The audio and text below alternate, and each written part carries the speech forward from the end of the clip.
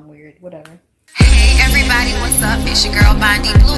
Let's go ahead. Let's go ahead. Hey everybody, what's up? It's your girl Bondi Blue. Okay, follow me on Instagram and let's get into the video. Right? Oh, nah. What's going on, everybody? Hi. What's going on? Girl, we back for another Bondi Blue show, and we have girl, when I don't do a show on Monday, I feel like I gotta hurry up and catch up before new stuff start happening. Okay. So we got a lot of stuff to get into today. I hope y'all are enjoying your Wednesday, hump day. Oh, bump center bump, bump center bump. Okay. We got Garcelle, we got Kandi, Renni Rucci, Sexyy Red, Dawn Robinson, Basketball Wives, Boosie, Nelly, and of course, we're gonna talk about Sherri Shepherd and this Nia Long situation. Girl, I am confusion. Also, before we get into everything, have y'all seen the Netflix series Adolescence? Are y'all following me on TikTok? I need y'all to follow me on TikTok because I'm actually on there now. So you should follow me because I really do post and I am on there. Okay. Follow me on TikTok, Bondi Blue. Okay. Nobody stole my name on TikTok. Thank God. But Adolescence was such a good show, but it was only the TikTokers that made me go back and really pay attention. Right. It's basically a show about what the red pill manosphere lingo is doing to the young boys, okay? And how you're creating these little monsters in, little boys. And how if parents would only stop with the stark gender role shit, like trying to harden up the boys and make sure the girls are submitting and all of this bullshit, like really it was about the boys though, because y'all don't allow boys to actually have creative outlets because people view creative outlets as feminine. So anything that would help the people deal with their anger or their negative emotions, you deem, feminine. And so now they don't want to do it, like the little boy used to draw and then he stopped drawing and his dad was trying to toughen him up and get him in all of these sports. And he wasn't good at the sports. He was good at drawing. But instead of focusing on just being a little person and whatever he likes, he's focused on being what somebody views as a man. And what do y'all view as male, as masculine? Aggression. You view aggression as masculinity. And so it was a really good show. If y'all have not watched it, y'all should check it out. Okay, it was good. It was really, really good. All done in one shot. Like each episode is all one shot, which really keeps you like invested if you paying attention. But episode 3, girl, episode 3 was really the episode because it really showed you how crazy that little boy was. Like, man, that nigga was great. And then the thing that was so funny in episode 4 is that, you're looking for a reason to blame the parents, but it's not as obvious as you would think, right? So the dad is one of those men whose father physically beat them. And so even though they know they don't want to do that to their child, they still have the same way of handling things just because you're just short of hitting somebody. Like the father is screaming in the mother's face, you know what I'm saying? Pointing, like all of this aggressive behavior. And this is what I be talking about. Like all of that shit, I don't do none of that. Like you're not screaming at me. Like we like there are times when me and Lyric have gotten into it over the years, but like as of right now, we don't argue like I've argued in the past with people. We don't argue the way I saw my parents argue. We have conversations. Nobody gets like all up in the roar to the point that their anger is about to like bust out of their head. What I have started to do early on, because I realized how much people fed into my anger. Like, I don't know why, but I would keep ending up around people, whether it was friends or, romantic relationships, men and women, like liking to antagonize me to get my anger. And then finding me being angry funny or enjoyable. And I don't like how it feels in my body. So over the years, I've learned to like really stop giving that to people.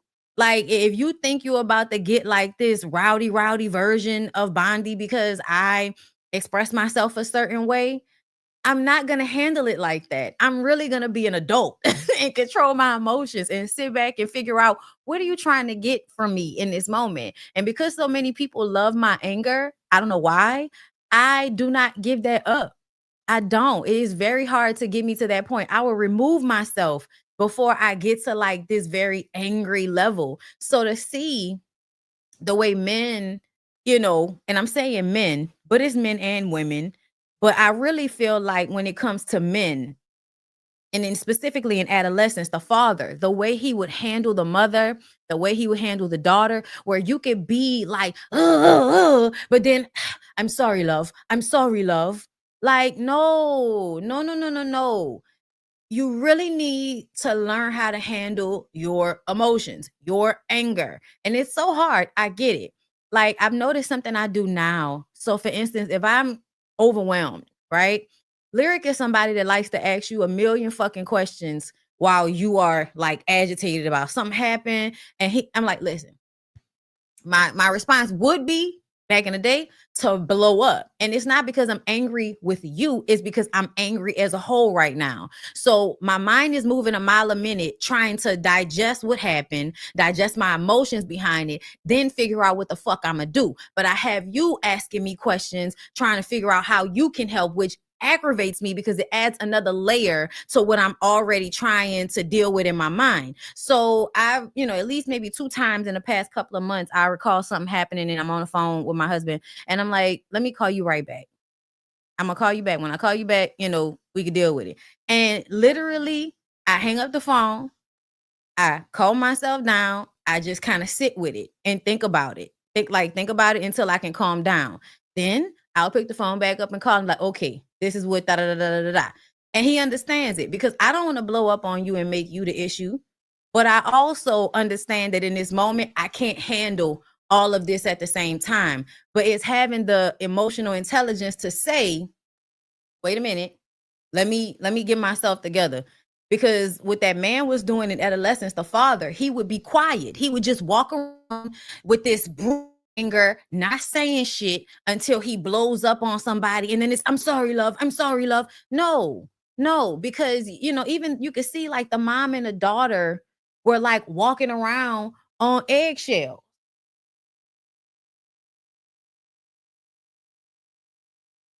I'm sorry, y'all. Hold up.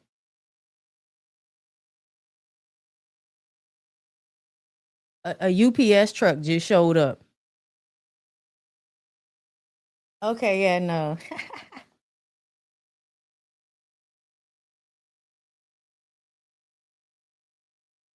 I'm trying to see, because I'm trying to see if that's my UPS driver.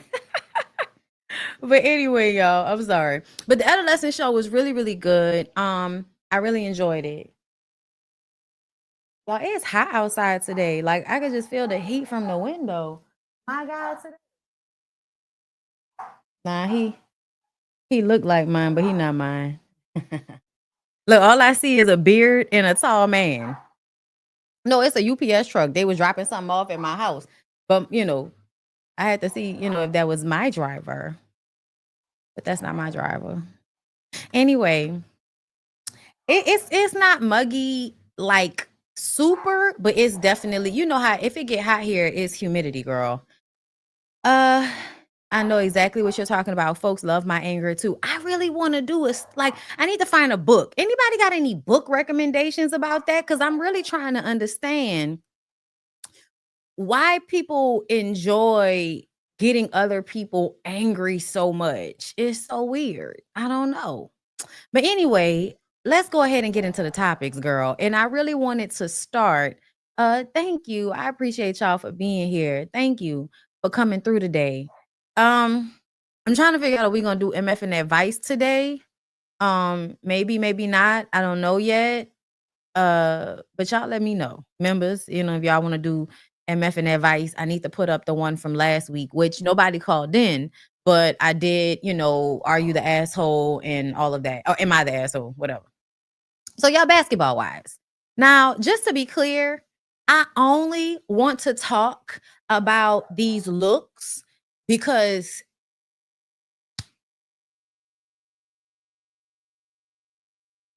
Like, I didn't know what was happening. I was like, why is this happening? Why is this happening? Is this what's happening? Oh my God. Y'all know I don't watch Basketball Wives, so don't get yourself excited thinking that I'm talking about these looks because I'm about to review this shit. Because y'all know ever since Shawnee told us we was too invested in the show because we didn't like the obvious colorism that was happening, where you act like, you know, OG is a person to be scared of, but Evelyn throwing bottles, jumping over tables, Lazada wasn't the person to be scared or nervous around. So I don't fool with Basketball Wives. They can have it. Okay, that's just how I view it. Y'all know, as a content creator, as somebody that has reviewed and recap reality shows over the years, whenever reality shows, you know, or anybody on the make me feel away, girl, I'm done. I ain't gotta review your shit. Fuck out of here. Like, listen, hold up, let me see. Adult children of immature parents, girl. Let me write it down, okay? Adult children of immature. Child, that's all of us, ain't it? I'm just saying most people's parents is immature as fuck. I'ma just tell y'all that. People might want to disagree with me, but I can think of many examples about how all the grown-ass people in my life was immature as the fuck. But let's get into these looks, girl. So one of the main things I noticed is the contrast. Like, first of all, as a photographer and as somebody that like actually, you know, has a expertise somewhat in this, I don't know who is editing the pictures, but they're not all getting the same editing job on these pictures. For one, they all look harsh, like as if the contrast is turned up. Maybe, you know, if you know what I'm talking about in the comments, because a lot of y'all that mess around with y'all pictures, y'all understand. Okay. It's definitely giving they turned up the contrast. No soft, you know, like no soft filter added for some of these women that are aging. The makeup is somewhat harsh as well. Like the bronze and the highlighter, it's definitely a little tough. It's a little tough, girl. And then you put the brown lip liner on top of that. Like, this angle of Shawnee is not good. Like, it makes her nose look weird. And, you know, she already got that flared nostril shit, but you know, this makes it look even worse. Like, it looks like there was no helping. There was no helping to make these women look a little softer. All right. Also, that wig she has on, like that blunt hairline of this wig, yeah, it's a lot going on that makes this harsh to me, and it could have been done in a way that made the women look softer. Okay, this is not what I would have wanted for Sean. Okay, for y'all, what was LaShondria? Listen, Vashandria, not La, Vashandria, y'all. My bad, I forgot. Evelyn is the only one who looks like somebody knew what they were doing when they edited her photo, because her face looks a little bit softer. And please don't misunderstand, her features and her face is not any softer in real life than anybody else, but it's the way, you know, they did her photo, which makes me feel like, who's the editor? And it is given the editor or whoever did these photos has favorites, and I guess Evelyn must be one of the favorites. What the fuck is Jackie wearing? Let's start there. Jackie is wearing a shower curtain, but has some type of freaky, sneaky black shit going on underneath. The wig tied in through. It looked like a wig you throw on to go somewhere, and you know you probably gonna sweat, so you just kind of push it behind your ears and let the rest, you know, the rest of the hair give the effect. But no, all of this is wrong. I feel like they might have put a filter on her face, but this shadow on one side of her face is making it makes her look way older than I feel like Jackie Christie looks in real life. Like, this makes Jackie Christie look like somebody's goddamn grandmother, and she is. Okay, she is somebody's grandmother, but this is a lot right here. The look is terrible, the hair is terrible, and again, upping the contrast on the photos, the angles, Like, you see how the way her eyebrows are giving villain? Y'all see the way her eyebrows are giving villain? I almost feel like that's exactly what everybody is giving. All giving beautiful villains, okay? Ooh, girl. And Jennifer, the hat. You look mean. You look older. Your face looks better than most of the people's faces as far as like, the picture is concerned and all of that. But I wish I would have saw a little bit of a smile in her eyes. Like she's taking the picture, but it's almost as if she wasn't really ready. Like y'all know right before a bitch, Tyra used to teach you. Okay, the way Tyra would teach you back in the day, right? You would set in your pose, right? And you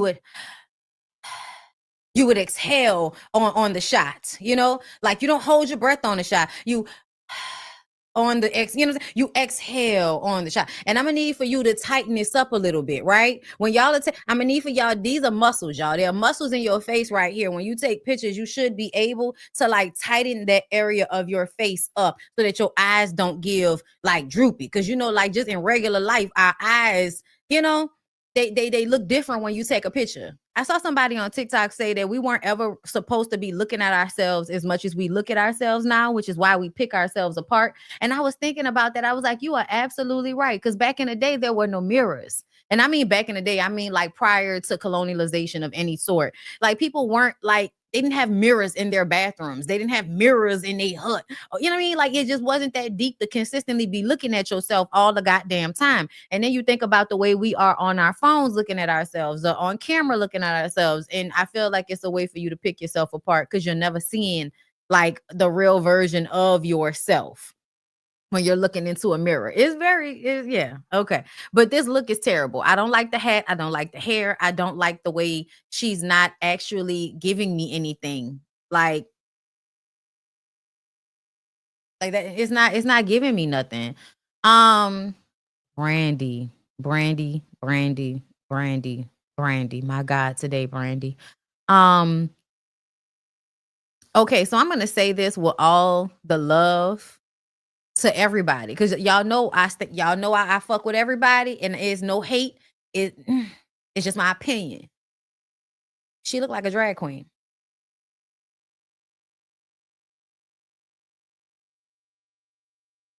She looked like a drag queen. From the hair to the face. And y'all know she has a natural snare, like that. She had natural snare, like, you know what I'm saying? She got a natural little stink smell face. You know what I mean? Brandy's a beautiful girl. Again, with the wigs, y'all, I want y'all to go back to hair that look more realistic, especially as y'all are getting older, because these hard edges on wigs are literally a hard line across your face. It makes you look harder than you actually look if your hairline, did not look like somebody drew it. You know what I'm saying? Y'all, look at this. That hairline is something else, child. Like you don't look real. You don't look real at all. Your hand and your arm look real, but your face and your hair don't look real at all.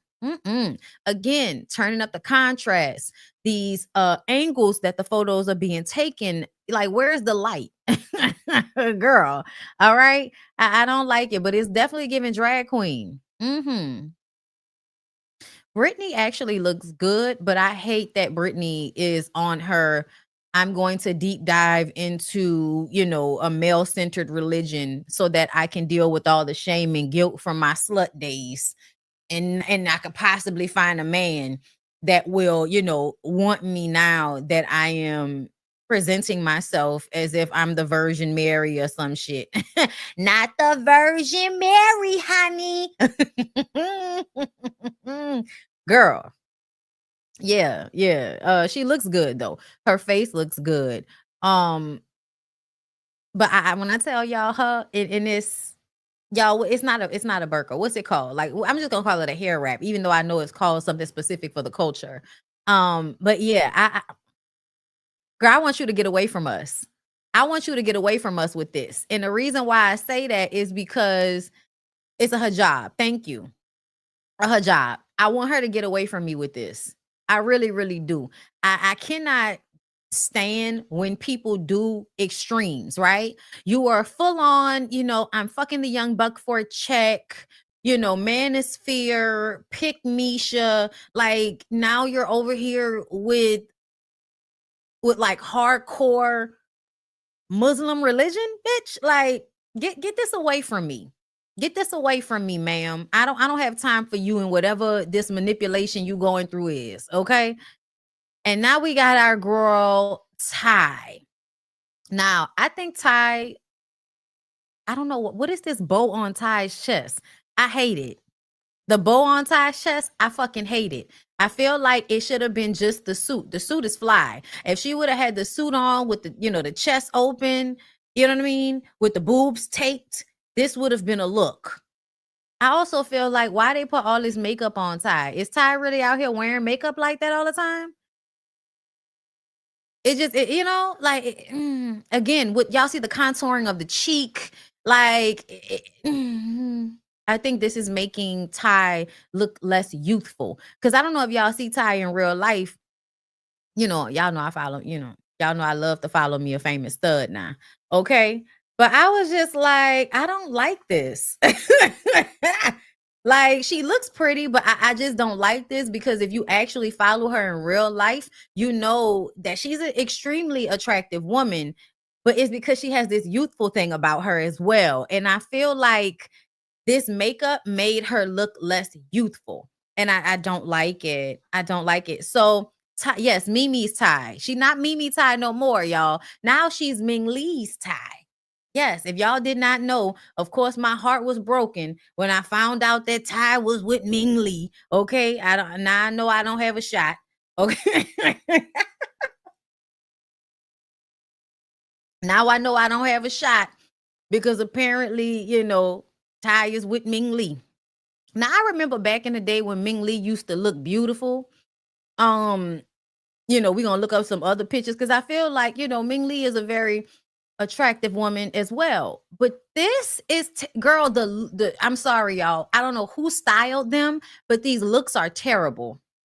These looks are terrible. I have no idea where y'all would wear this type of shit. Okay. Yes, I do. Yes, I do. I love me a mask presenting woman. I sure do. Ming Lee looks like she's looking through a mask. Like her eyes, like it looks like somebody, the face is so still that her eyes are looking through a mask. Y'all know how when you go you go somewhere where they got those like cardboard cutouts with the eyes cut out and the mouth cut out, and you go and look through the shit?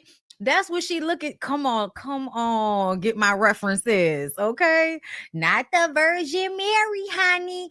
Yeah, no, Ming Lee looks she look like she looking through a mask. It looked like her face don't move.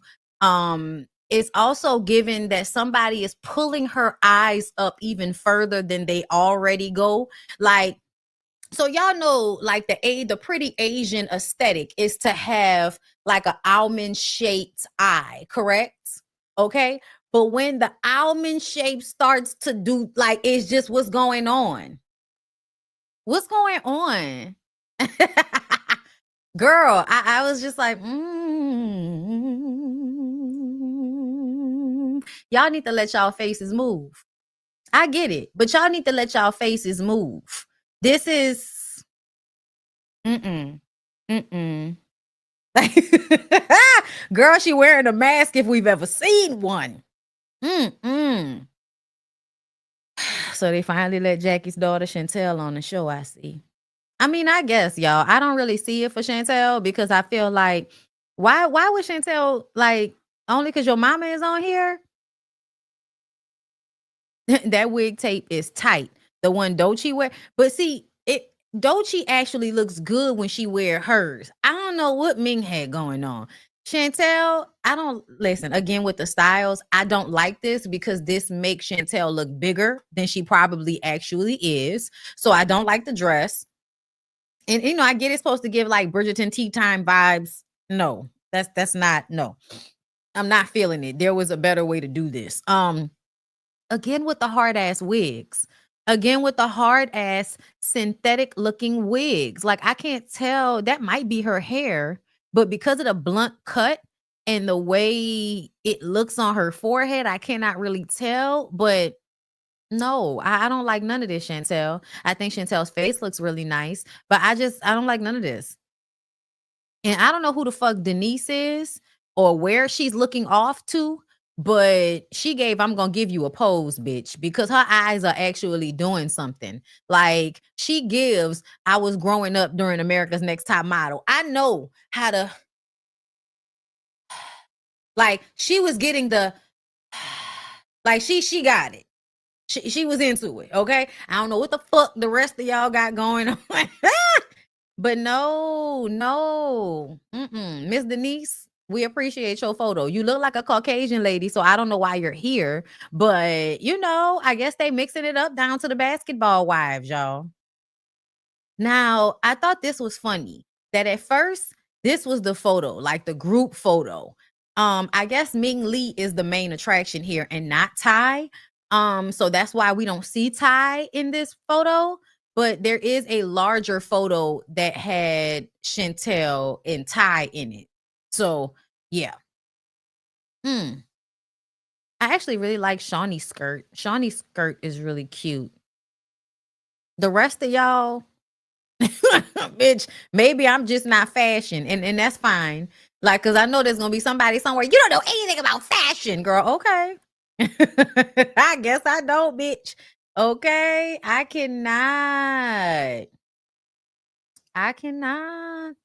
Well, that's all I got for them. Y'all know I'm not watching that shit. Let's move on. So where's okay, so just reporting another show that I do not watch. Y'all know I don't watch, sorry, not this one. I don't watch Real Housewives of Beverly Hills. Y'all know I don't watch that show. But Garcelle has quit after 4 seasons. It's not goodbye, it's see you later. She's in good standing. But from what I understood, based on clips and what people were saying online, y'all was putting this black lady through the ringer. And that's why I don't do the mixed cast shows unless it's healthy. Because a lot of the times is y'all dropping black women in these friend groups. They're not really friends. We all know that. But the racism, the you're not supposed to be here, bullshit. I wasn't about to do that with y'all. I feel like they did it on New York. I feel like with Garcelle, y'all did this, but like trying to force these, black and white casts, and you're putting the black woman through a hostile work environment with angry white women who, when they get drunk, they mad at the Garcelle because the Garcelle is, I have a real job, honey. These looks are real, honey. Okay. Everything is giving on a real front. I didn't have to fake none of this funk. Okay. Feel me. So yeah, exactly. Too much microaggressions. That's why I never watched it, because I ain't got time for that. But congratulations to her. Get off of there before they, before they stress you the fuck out. Because that's what they do, girl. They stress you the fuck out. Hold up. Let me scratch that off. Y'all want to talk about stressing somebody out?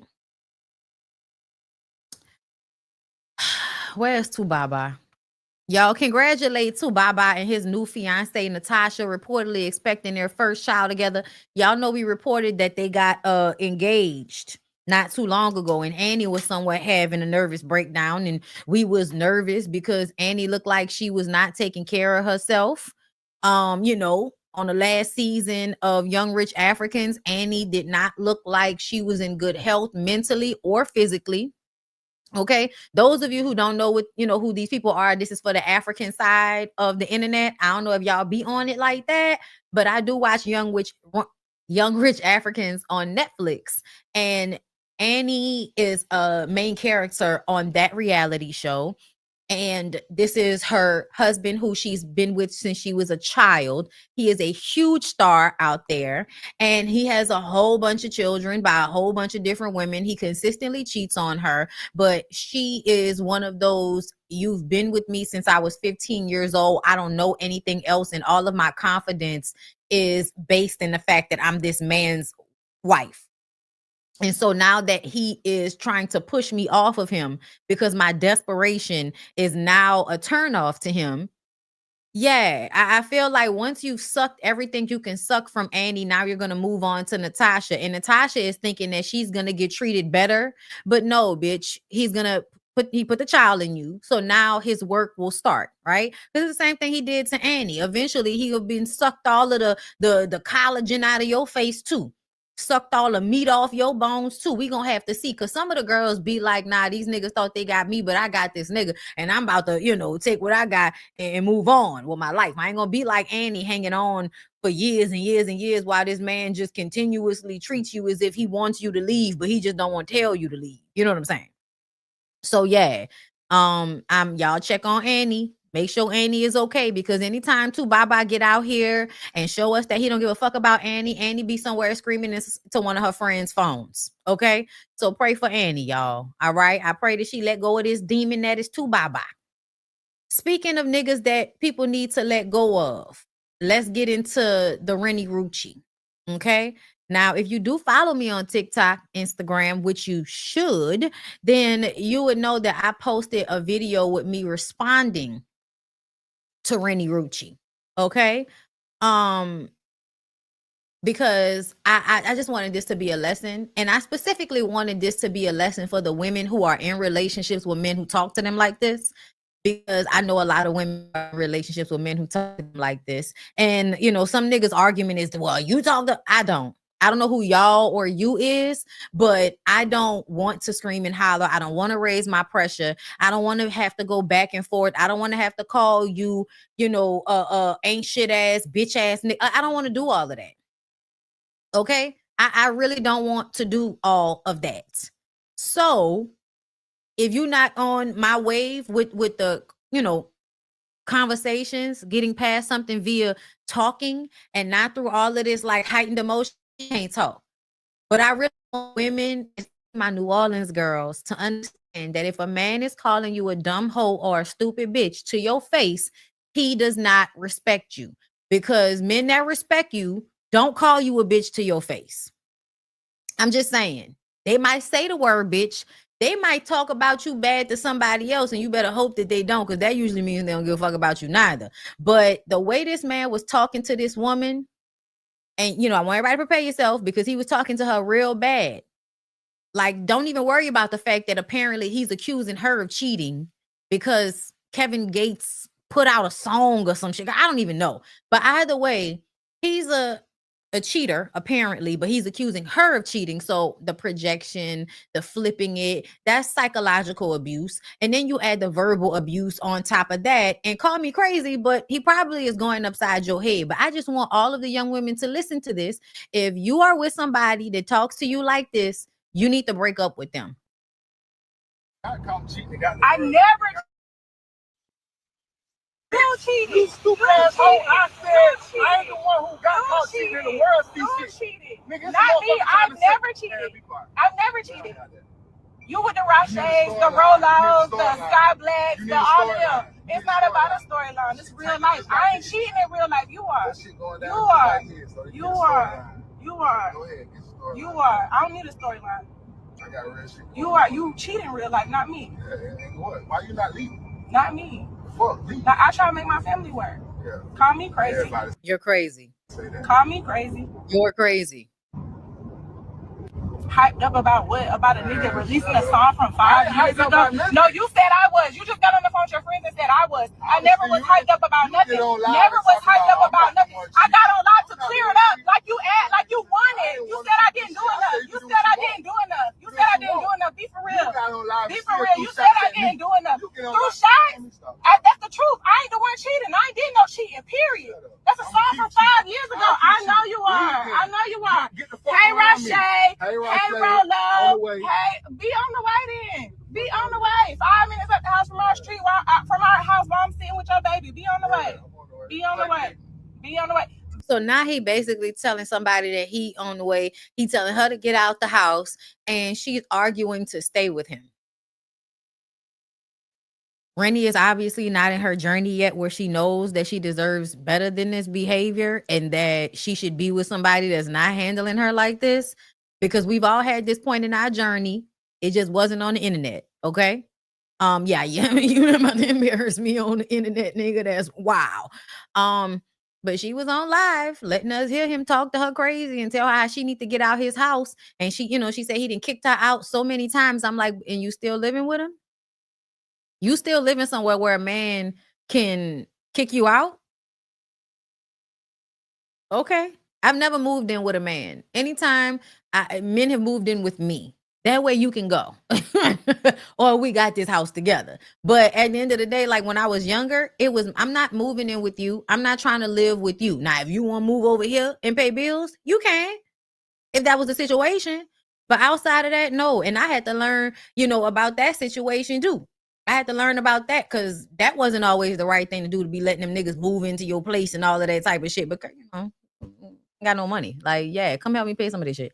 But yeah, no, this, girl, you need to have your own place. You need to have your own place because why the fuck would this, like, what, girl, you gonna let this weird ass nigga keep kicking you out? A nigga that gotta wear 2 chains everywhere? Victim, I'm not a victim of nothing. The truth. You cheat. I'm miserable because you cheat. Why you want to leave? I'm miserable. I will. Thank you. My life is great. I ain't making your life horrible. You are. I don't do nothing to you. Sit around and be stupid. That's what I do. Right here. Get to my house. Get out of my Right. How many times have you put me out? I don't talk to that man. That's you mad about some shit that's never. You mad. The fact that she's even arguing with him about this when we know, girl, he know you ain't cheating on him. He knows you're not cheating on him. This is a way for him to start an argument to make you the bad guy so that he can go do whatever the fuck he want to do. About some shit that ain't happened. You mad about some? That's cool, babe. Let me tell you something. I have somewhere to go. It don't have to be your house. I will. That's like your 100th time putting me out. Exactly. Great. Internet. Great. Because that's what you wanted. You wanted me to talk clear. That's what you wanted. That's what you wanted. I'm glad y'all see this. No, you're lame. You're lame. Love and Hip Hop is on that. This ain't got nothing to do with Love and Hip Hop. Love and Hip Hop ain't make you cheat on me. Love and Hip Hop ain't make you act weird with me. And y'all are not on Love and Hip Hop. Renni shows up every now and again, but we don't see nothing going on in Renni's personal life. We have not seen this nigga since she told us that she was pregnant by him. We have not seen this nigga since she told us she was pregnant by him. And when I saw him with all of the jewelry on, that was a red flag to me. That was a red flag. This nigga's a user. Because of a nigga putting a song out that was 5 years old. I didn't do nothing to you. You get on the phone talking about I'm hyped by the song. I got on live and cleared the shit up. Ain't nobody did. Oh, I'm not the one cheating. And I'm not. Who got the one? You don't like to hear the truth. I'm not. Is my cheating the one that I'm not. You saying I'm not. I wouldn't say, girl, I'm the one that'll be like, yeah, I fucked him. Now what? Niggas stay away from me, okay? And I cleared up that song 5 years old and nothing about the song changed from 5 years ago. It's the same song from 5 years ago. There go y'all couple goes. Who said that? Yeah, fuck you. Fuck you. It been fuck me since you were cheating. It been fuck you. Been the hoe, not me. You been the hoe, not me. Go fuck, boy. I'm about to punch you dead in your shit. I'm about to punch you dead in your shit. You keep on fucking. Keep on. Back to the strip club. I wasn't in no strip club when we got together. So shut the fuck up. And what if you was? What that got to do with the price of tea in China? So that was her that night. Okay. And this is the recent developments. You don't do it 100 times. That's the only reason I'm saying something. Because let's speak on a Rolo. Ain't no dusty foot dragging who up here posted some old fucking text messages from before me and this was together finna get on it. Is this nigga still in the background? Internet and play that one. And since we want to record phone calls, post all the phone calls. And like I said, what do you want to do about it? Because he don't wear his. Do you want to wear yours? Throwing hands with him? Yes. He can do all the talking he wants to all day long. Yes, I'm not gonna talk. He know that. How he cheat when you like bad too? I don't know, because he ain't the first to cheat. He ain't gonna be the last nigga to cheat. Tell me when y'all stop cheating. You don't do it 100 times. That's the only reason I'm saying something. Because let's speak on a Rolo. Ain't no dusty. Changed from 5 years ago. I don't know what this one was supposed to be. I don't know why Kevin Gates' mustache looked like that, but it's the same song from 5 years ago. Right here. I ain't the one who. Through shots. You don't gonna do it 100 times. That's the only reason I'm saying something. Okay. Because let's speak on a Rolo. Ain't no dusty foot dragging who up here posting some old fucking text messages from before me and this was together finna get on the internet and play that one. And so this is all because some nigga decided, because Kevin Gates posted an old song. I'm about to go to Renni Rucci's page right quick. I just want to see something. But to me, it's wild. On the way to drop the baddest off because she got to get her snacks before she go to school. The sad part about it is you being somebody's mom. Like, you this little girl's mama, and she got to hear you being talked to like that by a man, and then you go and lay right back under him. Have a good day, love you. Love you too. Why are you back there looking on me? Hey, y'all, guess who has a tooth? You want to show your tooth? Or nah? Nah. This morning, y'all, I'm eating some leftover KFC. So I got some chicken and potatoes. I wish I had some more biscuits, but they gone. And Junior. It look like she put it in the microwave, y'all. That's nasty. There eating his bottle. Cause the skin be soggy.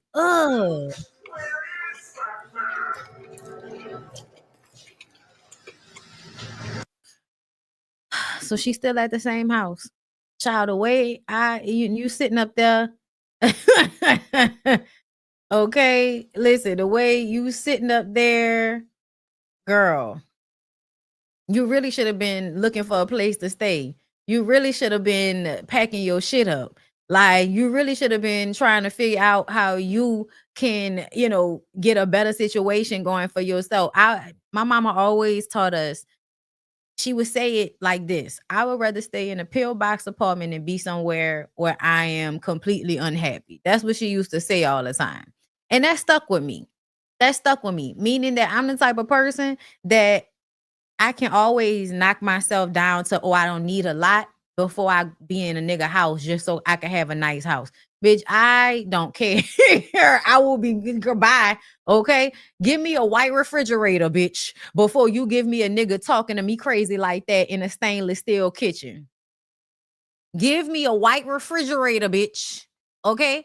No. Cause that type of emotional abuse, not only is it, yes, draining, but it fucks with how you see yourself and it fucks with your reality. I can't tell y'all how freeing it is to not have to deal with people that are trying to make you question your reality. And all of that, you cheating, and all of that shit, all of that, like trying to change what's actually happening in life so that it can suit their bullshit. But it basically invalidates your perception of your reality, which fucks with your head. Yeah, nah. The way she's sitting up there eating soggy ass chicken, girl, you gotta, in that nice ass, girl, you have got to put that chicken in the oven. Like, if you don't have an air fryer, bitch, $3.50. Put it in there for about 10-15 minutes and it will re-crisp. But eating soggy KFC chicken after a nigga finish, girl, doing a Jedi trick on you, so he can go out and do whatever he want to do. And where is morning? Because he don't look like he got a regular job. So where is he this morning while you sitting up there eating soggy chicken? Like, this is sad to me, but I just want y'all to do better. I want y'all to know that this is bullshit. Okay? I want y'all to know. And at the end of the day, I believe one day Renni Rucci will see the light and she will get herself right. Because this is not it. This is not it, girl. Beautiful little baby, beautiful daughter. Girl, that's not the way. It's not the way, Sway. Now let's move on. I want to quickly touch on a few things. So first, let's go to this situation right here. Here we go. So Oprah Winfrey has been subpoenaed by Russell Simmons' accuser, Drew Dixon. Dixon is suing Simmons for defamation and wants Winfrey to hand over documents and evidence related to the case. Y'all know she did a documentary that never came out. Dixon accused Simmons of R in a New York Times article in 2017. She alleged he assaulted her in her apartment in 1995. Simmons questioned her claims during an interview with Graham Basinger in 2023 and asked, could someone want notoriety in the market where people thirst for fame? I get what you're saying, but in male-dominated fields, nobody wants to be the woman that was known for pointing the finger at a beloved man. That doesn't have the same effect that you believe it does. You don't accuse people of R for clout, especially not back then, and especially not this black man. Like, this was not good for Drew Dixon. Like, this didn't work out in her benefit, motherfucker. Okay, you went on to BALI and you know, turned your life into a resort. Here's where Oprah comes in. Simmons also said in the interview that Oprah dropped out of producing On the Record, a documentary about the assault claims against Simmons after she found inconsistencies in the women's stories. Simmons alleged that Winfrey had recordings of conversations that would prove these inconsistencies. Oprah later told the New York Times that she still believed the women, and that the newspaper added that she also thought there were inconsistencies in her account that the film had not adequately addressed. The filmmakers also said they have voluminous research files corroborating all of the women's accounts. Dixon's attorney have now subpoenaed Winfrey in the defamation lawsuit with the notice that reads, according to page 6, you are hereby commanded to produce the books, records, papers, data, documents, evidences, writings, and all other tangible things as described more fully in the attached Schedule A at Bosie Schiller Flexer LLP before March 18, 2025. It continues, you are further commanded to appear and attend before a notary public on often person authorized by law to administer oaths and at any recessed or adjourned date to testify and give evidence. So basically, we want whatever the evidence that she had from the documentary. Now, here's my thing. Y'all tore Oprah Winfrey's ass up when she did the documentary on Michael Jackson. I feel like it's not that the women were lying or their stories were inconsistent. It was probably that you didn't want to deal with the fallout, because when Oprah did the Michael Jackson thing, it was a shit show. They took the shit off of HBO at some point, I believe.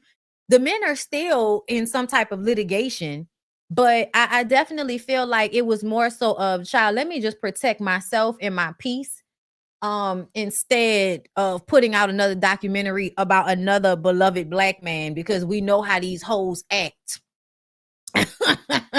behind these men. We know how the niggas and the hoes act behind these men. They never met them before in their life, but will defend the creepiest of creepy old men simply because you liked his song or you saw him post a quote some fucking way that you agreed with. Okay.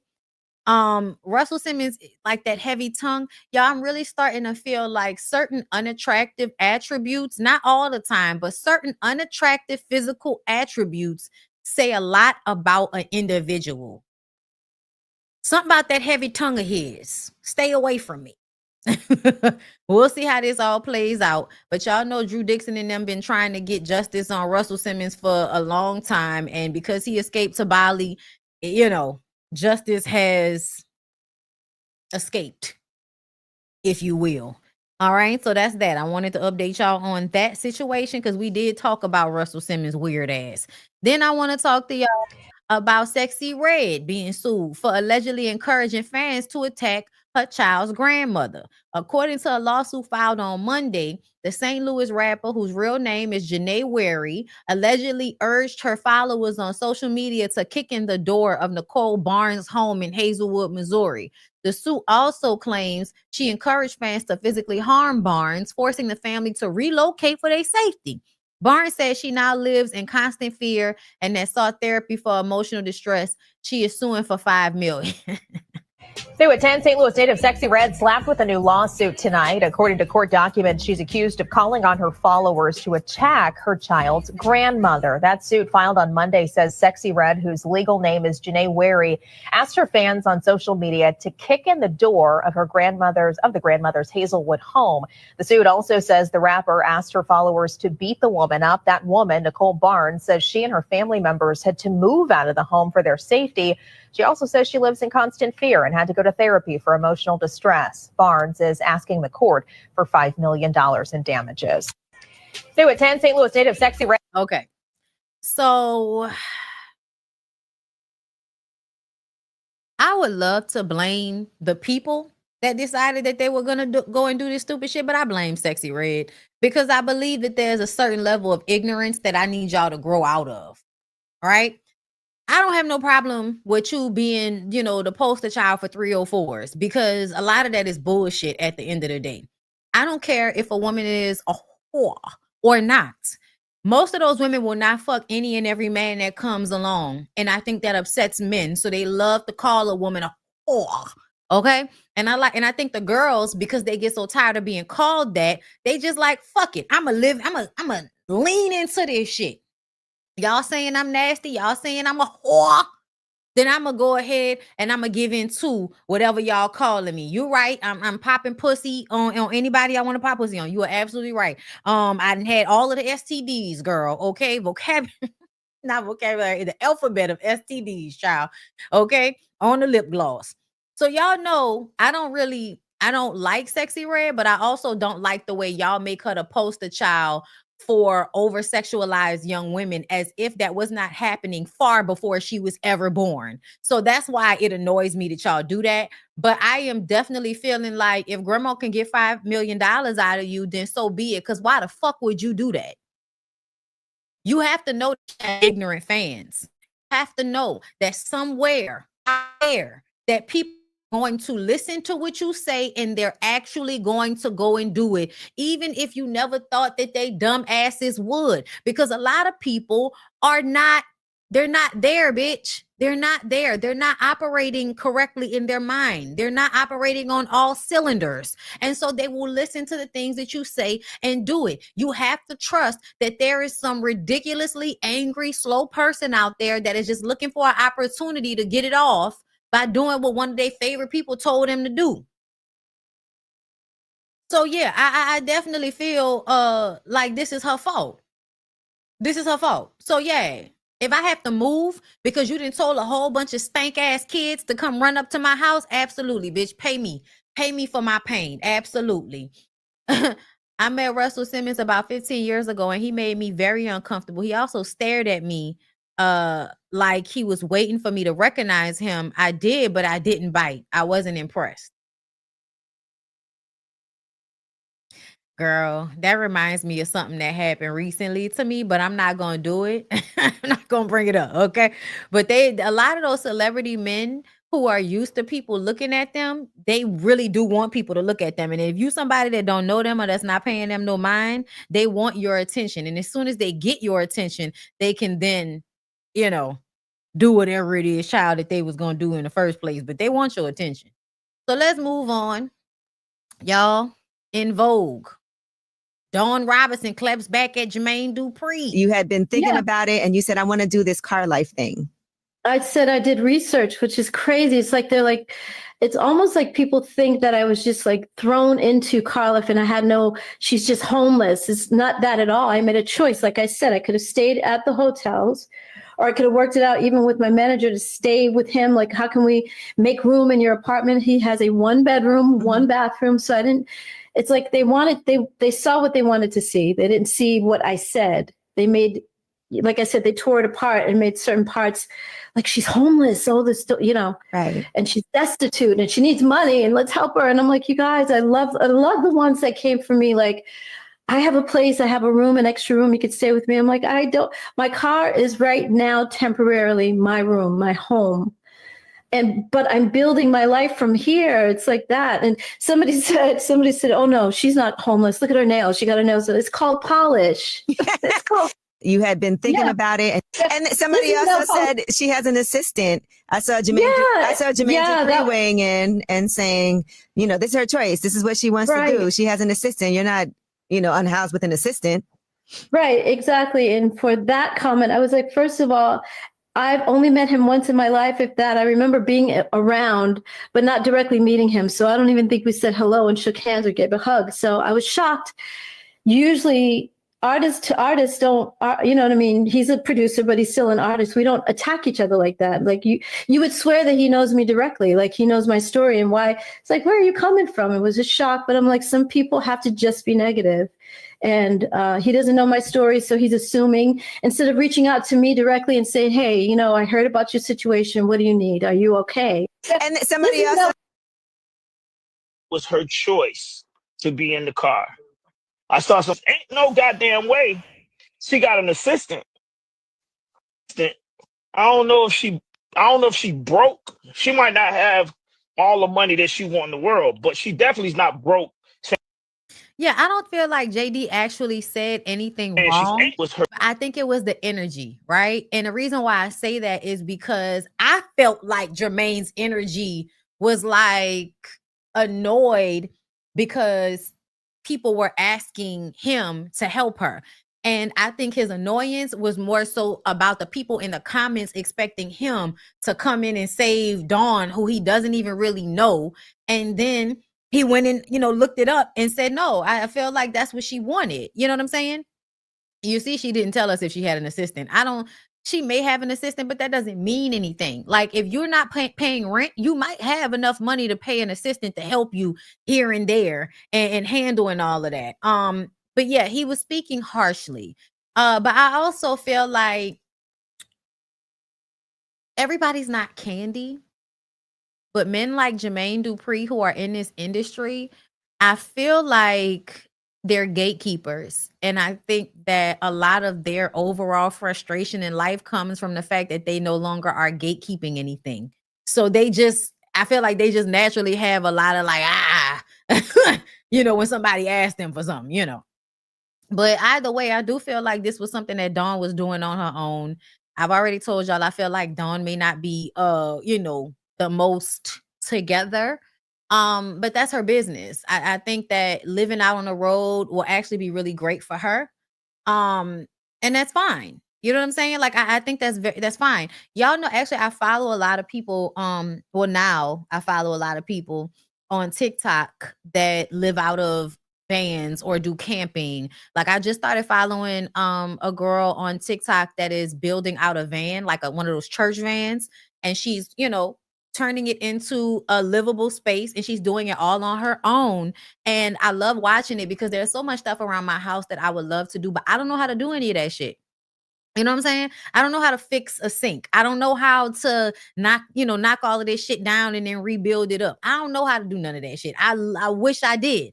So I watched the people and women who are doing this just to get inspiration. And if they can do it, then I can do it. And I just kind of watch what they do and stuff like that. I also love, let me tell y'all something. The Asian girls, because I don't know whether they're Korean or Chinese, you know, I'll get Korean and Chinese wrong sometimes.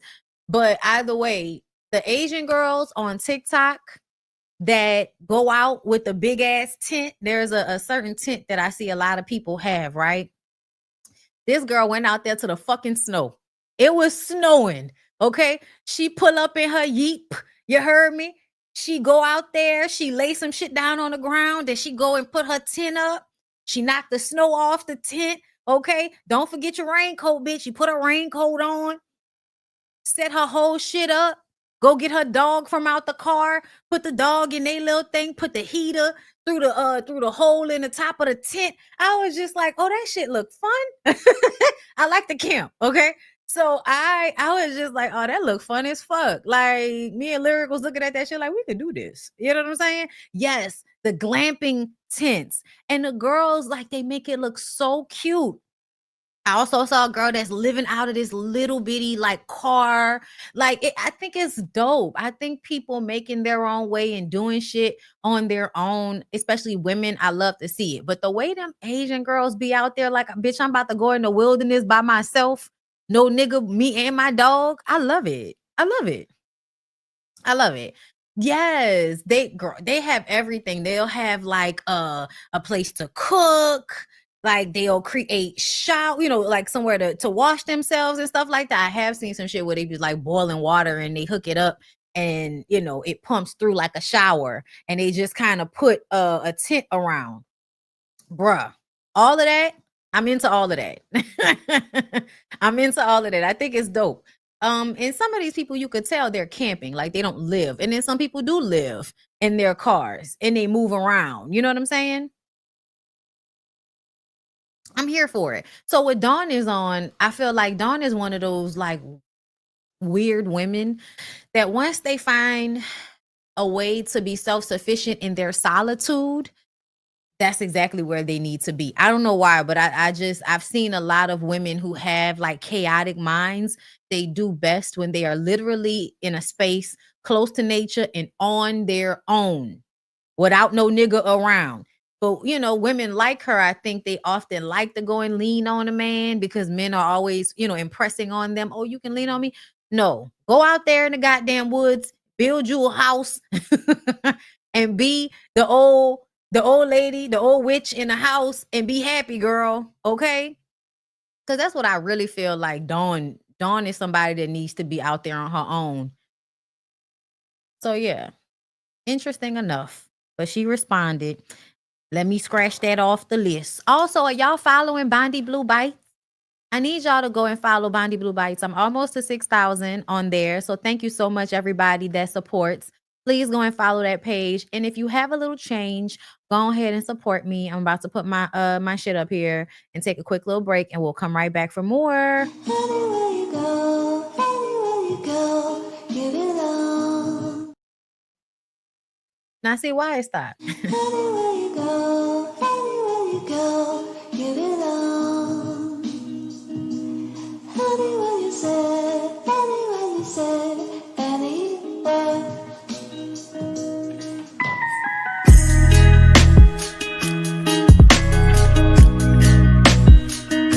Oh, okay.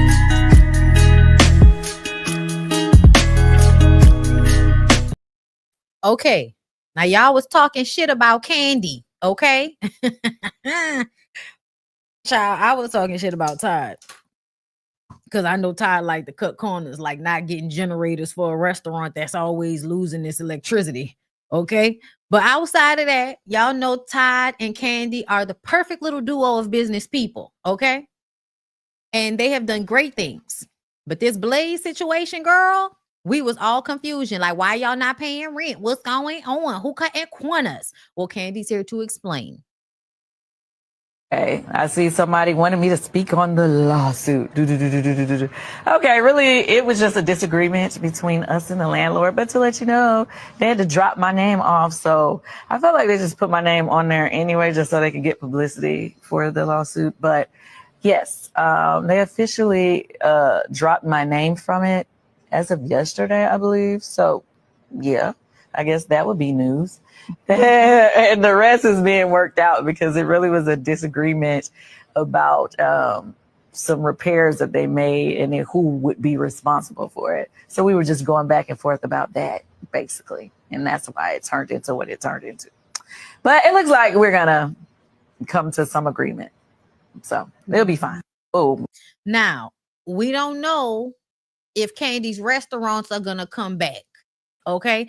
We don't know. We don't know. I heard that, OLG might have closed down, child. We don't know if Blaze gonna come back, but I think Peter and them, from Real Housewives of Atlanta, let us know that the restaurant business is very hard. And to me, I think a blind spot for Kandi and Todd, and this is just based off of watching their show, is that they like to hire people because they like them, not because they're good at the job all the time. And I think that puts them in a bad spot. Like when she put her nephew as the cook. Just because you can cook at home doesn't mean you should be a chef at a restaurant. I think, that's why I appreciate Bear so much.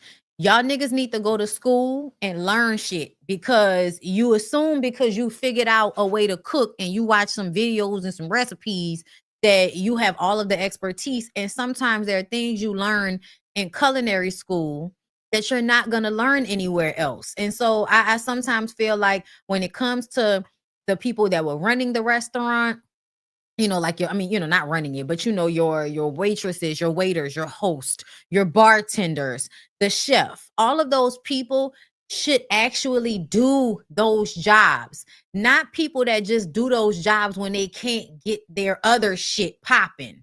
And that's another thing. People in Atlanta, they always want to do something else. But yes, absolutely lacking in professionalism, lacking in care. Okay. Did Melvin go to culinary school? Tell me I'm wrong. Okay, so he did go. He is culinary trained. Okay. Which restaurant was he at? Is he still at OLG or was he at Blaze, y'all? I can't remember. But I remember having some food from OLG. And but y'all already know, I don't think food in Atlanta is that good, period. But I had some salmon bites. They were dry and overcooked. I've heard bad things about the food, and I really think and it may not be shade to her nephew exactly, because I don't think I recalled them saying he went to culinary school, but if he did, I'll take that. He went to culinary school. But in all of those other spaces, like, y'all can't tell me that Kandi and them don't hire people that don't necessarily care about that job. They just doing it because it's a way for them to make a living right now. And it just it was good pre-pandemic. Okay. And since then, it's probably fell down to the wayside. Also, are people there to be checking it all of the time? OLG is overrated, but so is seafood in Atlanta, period. Okay. A liquor pourer is not a mixologist, proper bartender. And I really need for people to understand that, because that happens a lot in New Orleans, which is why I only like to get drinks at certain places. I do not like to go places where it's not a real bartender, because once you've had drinks by really good bartenders, shout out to my girl Denicia. Okay, because I just posted on my community page. Where is it? My homegirl Denicia, who is actually right here in this picture. She is, I don't even want to just call her a bartender, because it's so much more than that. But the way she get down, when I tell you I can't wait till this Friday so I can go to her spot and get up. Okay, my girl makes great drinks all the time. And it's very important that you know, like, how to make drinks, because in New Orleans, people just put buku alcohol in a cup and think that's all you want, because we are some alcoholics down here. But yeah, no, like, you have to have people that are actually passionate and care about what they're doing, and not just using it as a means to an end. And I feel like a lot of the people, when we saw them on a reality show, it was people that wanted to be there because a reality show was being taped, not because they're actually good at those jobs or care about those jobs. Okay. Y'all always want me to tell y'all the spots, and that's so not what I do. Y'all go follow Tam or what a girl, what a girls at, what them girls at. I think that might be. Girl, I gotta look it up on Instagram. I be saving stuff all the time because there's always new places popping up all over the place. Yes, mixology is an art. And it does give hood nepotism. You get a job, your cousin and your mama get a job. Like, yes, absolutely. And that's what I'm speaking to as it pertains to Kandi. So, excuse me for my misspeaking, me not knowing that the nephew actually did go to school. Yeah, Buku Treese is really good. Buku Nola, spelled Buku, Buku Nola. That's another good one. Okay. I'll just share. I'll share other people. Y'all gotta follow me on my Instagram. Follow me on TikTok. But if you follow me on Instagram, I will make it a point to start to share the New Orleans people that actually do that. They go to all of these different spaces and all of that. A lot of the times, y'all, because I do this, when I go out, I don't want to do this. I might record here or there just for the fun of it, because I like to create reels and stuff like that. But sometimes it can, like, me and my friend went out. We did not take any pictures for real. We was cute. We was like, girl, we ain't getting no picture of. Because sometimes you just want to go and have the good time. You don't want to stop and record everything all the time. And now I'm obsessing about pictures and all of that shit. I don't want to do that. I just want to go out. And if you saw me, then you saw the majesty. If you didn't see me, girl, then you missed me. Look for me next time. You know what I mean? But yeah, just search NOLA spots and follow people. No, for real, because it's so many people out here that make really great content about food and drinks and where you can go in New Orleans. I just don't do it. I just post ever so often because I'm a content creator, but that's not specifically the content that I make. But I'll definitely let y'all know certain spots that I fuck with. Okay. Girl, I miss Dovetail. I'm gonna tell y'all, Dovetail is one of my favorite bars because I think maybe one other place that I cannot remember right now had a really great dirty martini like that. But Dovetail's dirty martini, bitch. It's maturity. Live in the moment. Yes, like I like to just enjoy my life, man. I'm not always in this place, space of feeling like I need to stop and record everything all the time. But look. This somewhere, I literally just saved this coziest diner in Uptown New Orleans, somewhere for me and my homegirls or me and Lyric to try. The Chloe, okay? So y'all can check out the Chloe. It look real cute. That look like somewhere me and Brittany might want to go. Okay, that's my homegirl. Okay, and she's another one. We are very bougie when it comes to our drink and our food and our ambiance, girl. Also, this right here. This is going down Friday, March 28th, Divine Dining. This is going to be not at my club because it's confusing, but the Comets Club down to the Virgin Hotel. I might actually have to try to see what's up with this because y'all know I fashion myself as a rich auntie. So I might have to come through to that. Let me see if I can find anything else that I saved. Okay, as far as what is this? Marshall Cafe Instaboy. Right. This is the slow and drag. Y'all might have to go and dance or something. Because they say it's Saturday, the weather gonna be bad, but we'll see. Because every time they say the weather bad, it don't be. Okay. Oh, Fellowshipping Fridays at the Nopsy. Shout out to DJ Jess. Okay, one of my favorite DJs in the city. Kojo, okay. Y'all, this is Kojo. He also does a lot of like the Afro Beats events that we have down here. Okay, listen, this is actually like by proxy family right here. Okay, he also throws a lot of events. Stevens, okay, like that's the last name because I'm always fucking up people's first names. But yeah, y'all, I know a lot of, I'm out here, but I'm chill. You know what I'm saying? When I'm out here. But yeah, this is going on Friday at the North Sea. So if you are in town and you were interested, this is another one. Let That Girl Eat. She's another one y'all can follow. Soleil Cafe, Mid City. Okay. Actually, it was so funny because I told y'all about Carlin's, right? I told y'all about Carlin's, and then Tam, who is another content creator, who does really, really well down here. She went to Carlin's and did the whole little, video and everything. And I literally just brought my homegirl there, but she stay wanting to go to Bayou Beer Garden. I'm like, oh my God, like, what is it with you gay girls and Bayou Beer Garden? White people and gay girls love Bayou Beer Garden. Do you hear me? Like all of my gay homegirls, where y'all going? BBG? It just always be a whole thing when you go to Bayou Beer Garden. Like, oh my God. But that's another spot that the locals frequent a lot. Bayou Beer Garden. For the crawfish, for the drinks, the ambiance, it's like an outdoor, but also has an indoor area, Speaking of New Orleans, I guess we can go ahead and touch on this shit. So picture me at the Pitty Pat call game this weekend with my mama and my aunties and my little niece and shit. And I open my phone and red is going off and I was confusion at first. Hold up. Y'all already know I don't be with that internet stuff. I don't be with that back and forth. I don't be doing stuff for the gram or, looking for no attention, validation, or likes, none of that. I'm a real nigga. Yes, I You know love what I'm Drip. saying? I love Drip. Cotton Candy. I haven't heard Love any it. interviews. It's one of I'm my just favorites. hearing stuff here and there. I haven't listened to any interviews or anything like that. But they always change for some reason. Okay, hold on. I'm gonna go back to Red in a minute, but I need to mention Drip because Drip is like a dessert alcohol type place.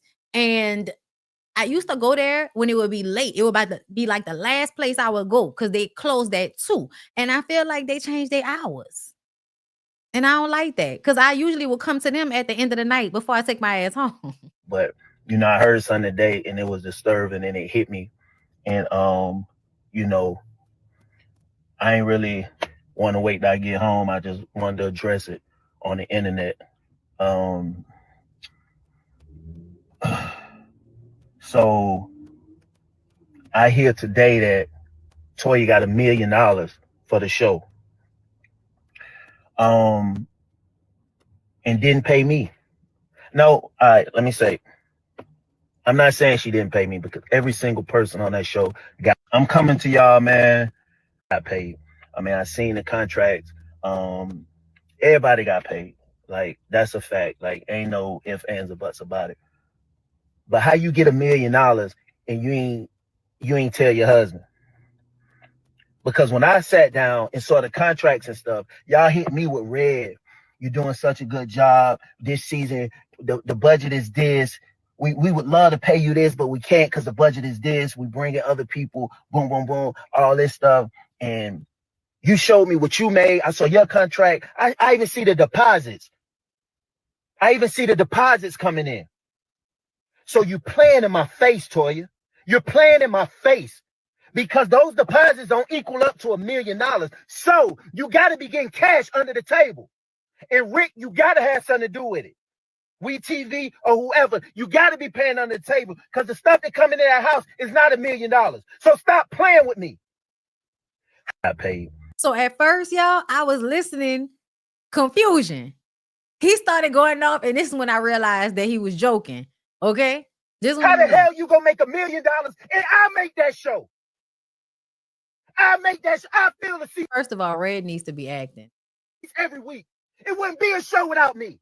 You should change it to Toya, Regina, and Red. I've been popping. I've been popping before you. So if y'all don't know, he's making fun of Walter. If you don't know. What? Kevin Hart, my friend. You want me to call him? In New Orleans, I took you to the show. We backstage at Kevin Hart. I don't care you spent $10,000 for courtside seats to see LeBron play. 2 people LeBron talked to on the sideline. Me and 2 Chainz. At the party, Brian come through, walking through with security. Where he stop at? My section. Brian, what's up? This Toya, this Brian. I know Tyler Perry. Friend. She my sister. She my sister. I know people. I've been popping. I made that show. I mean, yo, I'm a real nigga, man. I don't even be doing this for likes and all that stuff and hollering at the phone. I don't be hollering at no phone, man. I don't be hollering at no phone and none of that stuff. But you got me messed up. For real, Toya. I'm telling you. It's very hard not to pick up our accent if you're around us a lot. It's hard. So I imagine that he has picked up the accent. But y'all know what's so funny about this is Red is normally such like a calm and chill dude. To see him act like this, I feel like it should let y'all know how crazy these niggas be looking. Whenever you see a man that don't act like that, he acts like that. You like, wait the fuck a minute. But when you see niggas that's crashing out all the time like that, you like, oh, that's just the way that nigga is. But when somebody that actually don't move like that, do that, you be like, hold up, I'm scared. But that should let you know how wild that is for you as a man to be doing all of that. People that really don't know what's up. Like, my little sister got $1 million for that show. We didn't see that money, man. People that really don't know what's up. Like, my little sister got $1 million for that show. We didn't see that money, man. If y'all follow me on BondyBlue Bites, y'all would have seen in my members only live that was for Love and Hip Hop. I actually talked about this when it first happened Friday, right? And I cut the piece from my members only live and put it on BondyBlue Bites. So if you want to see it, if you have not seen it, follow me over there where we discuss this original video of him talking about how Toya got $1 million and they didn't see none of that money. Okay, so Red did all of this, and then here come Walter. Oh, Red, bro, it's called chess, not checkers. I love when hood niggas say stuff like that because it's like, nigga, do you even know how to play chess? Do you even know how to play chess? You probably learned in jail, but I'm just asking. But anyway, he says, but thanks for the promo. Nice vlog you posted on your YouTube. But I guess that's what Casey meant when he said y'all won't push us off of love. What? But y'all will be quick to benefit off our trauma and pain. I get it. Y'all's trauma and pain is Toya's trauma and pain. Are y'all confused or what? Honestly, though, pimp, you got more issues to worry about than focusing on the truth and receipts of the show. Does he? With all due respect, gangster, I love you both, but this ain't for the show. The cameras are off, and this is now real life. I'll respond with the truth only. Enough is enough, and I'm woke. Been woke for a minute now. Sorry if I can see. Sorry if now I can see. Destroy and rebuild. Son of Mary. Free J Lions. The truth hurts. Ask me if I care though. Lions and Legends. Go get it. I'm coming to y'all, man. Now, I think that is very funny. The only reason Walter even has something to build off of is because of Toya. Let's be very clear. If it was not for the example she set, you would not know to write a story. You wouldn't know nobody gave a fuck about your story. And y'all seriously think that y'all being the other siblings in this traumatized family means that you have something that's so great that she don't have that they need, when the truth of the matter is them people been on reality TV for years.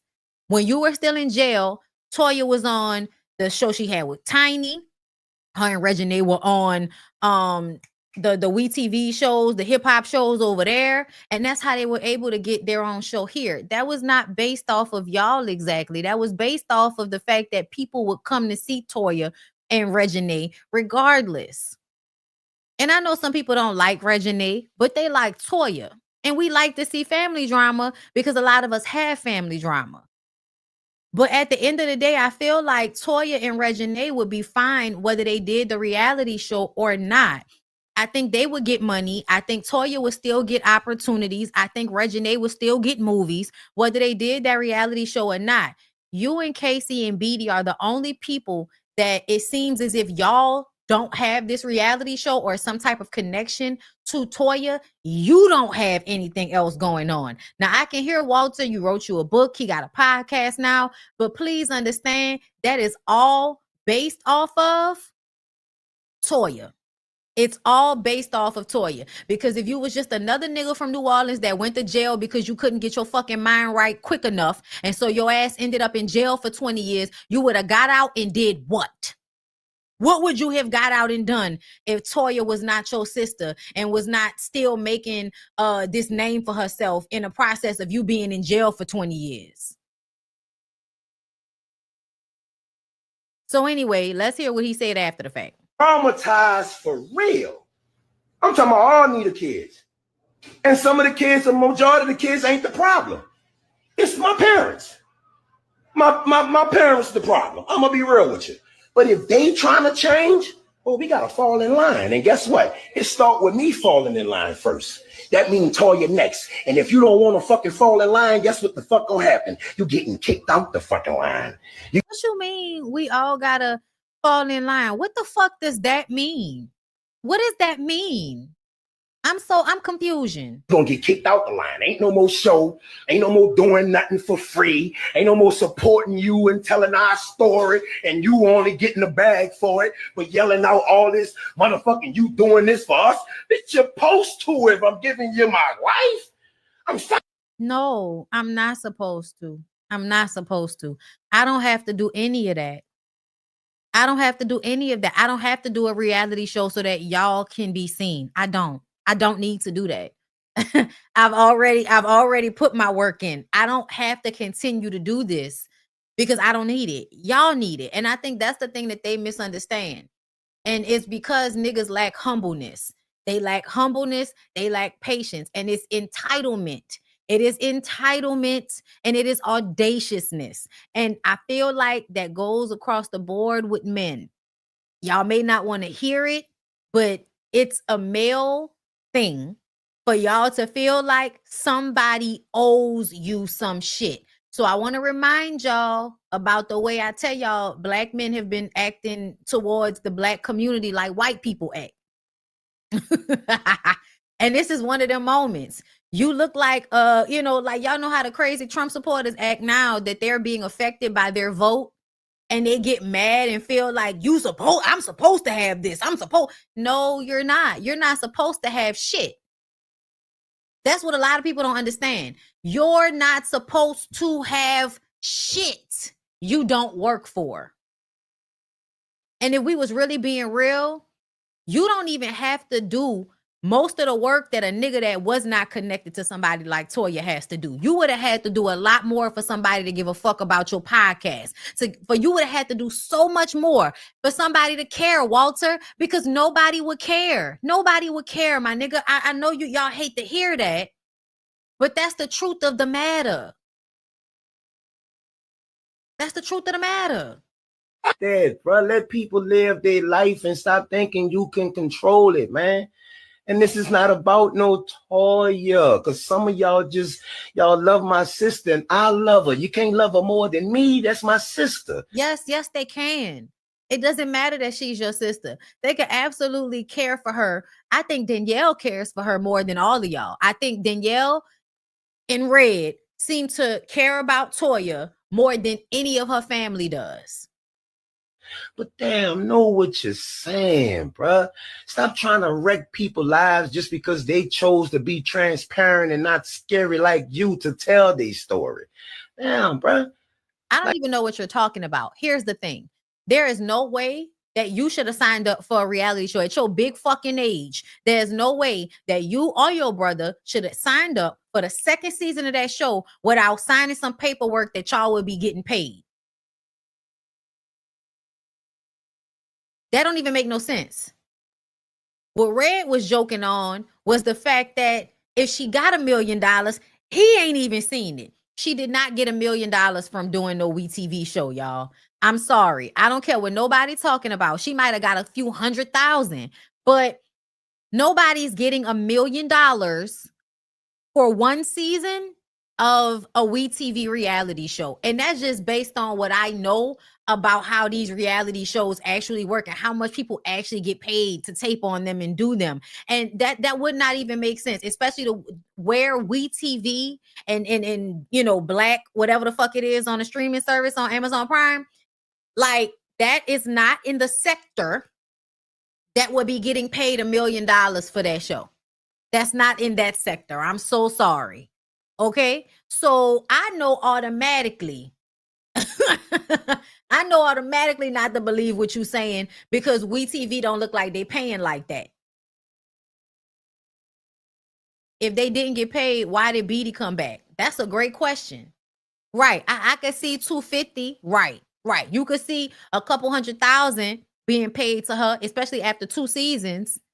But she's definitely going to get paid more than you. And I think that's what you're upset about, because you feel like because you're coming in with your story that you're supposed to be valued in this equation more than or equal to Toya. And no, because again, the 20 years that you spent in jail, not having a work history, not making no money, not making a name for yourself, not doing anything but being in jail. Yeah, sweetie, you didn't put any of the work in. While you were in there, she put in all of the leg work for somebody to give a fuck about Walter, give a fuck about Casey, give a fuck about Beatty. Toya put in the leg work for that. And I feel like we see this so much with these families. Y'all hate on people when they not this famous. Y'all hate on people when they not this successful. So of course you're gonna hate on your sister and make it seem like that's not what you're doing and you love her and everybody dick riding. Everybody ain't dick riding. I ain't dick riding at all. But it does feel like y'all are entitled and ungrateful.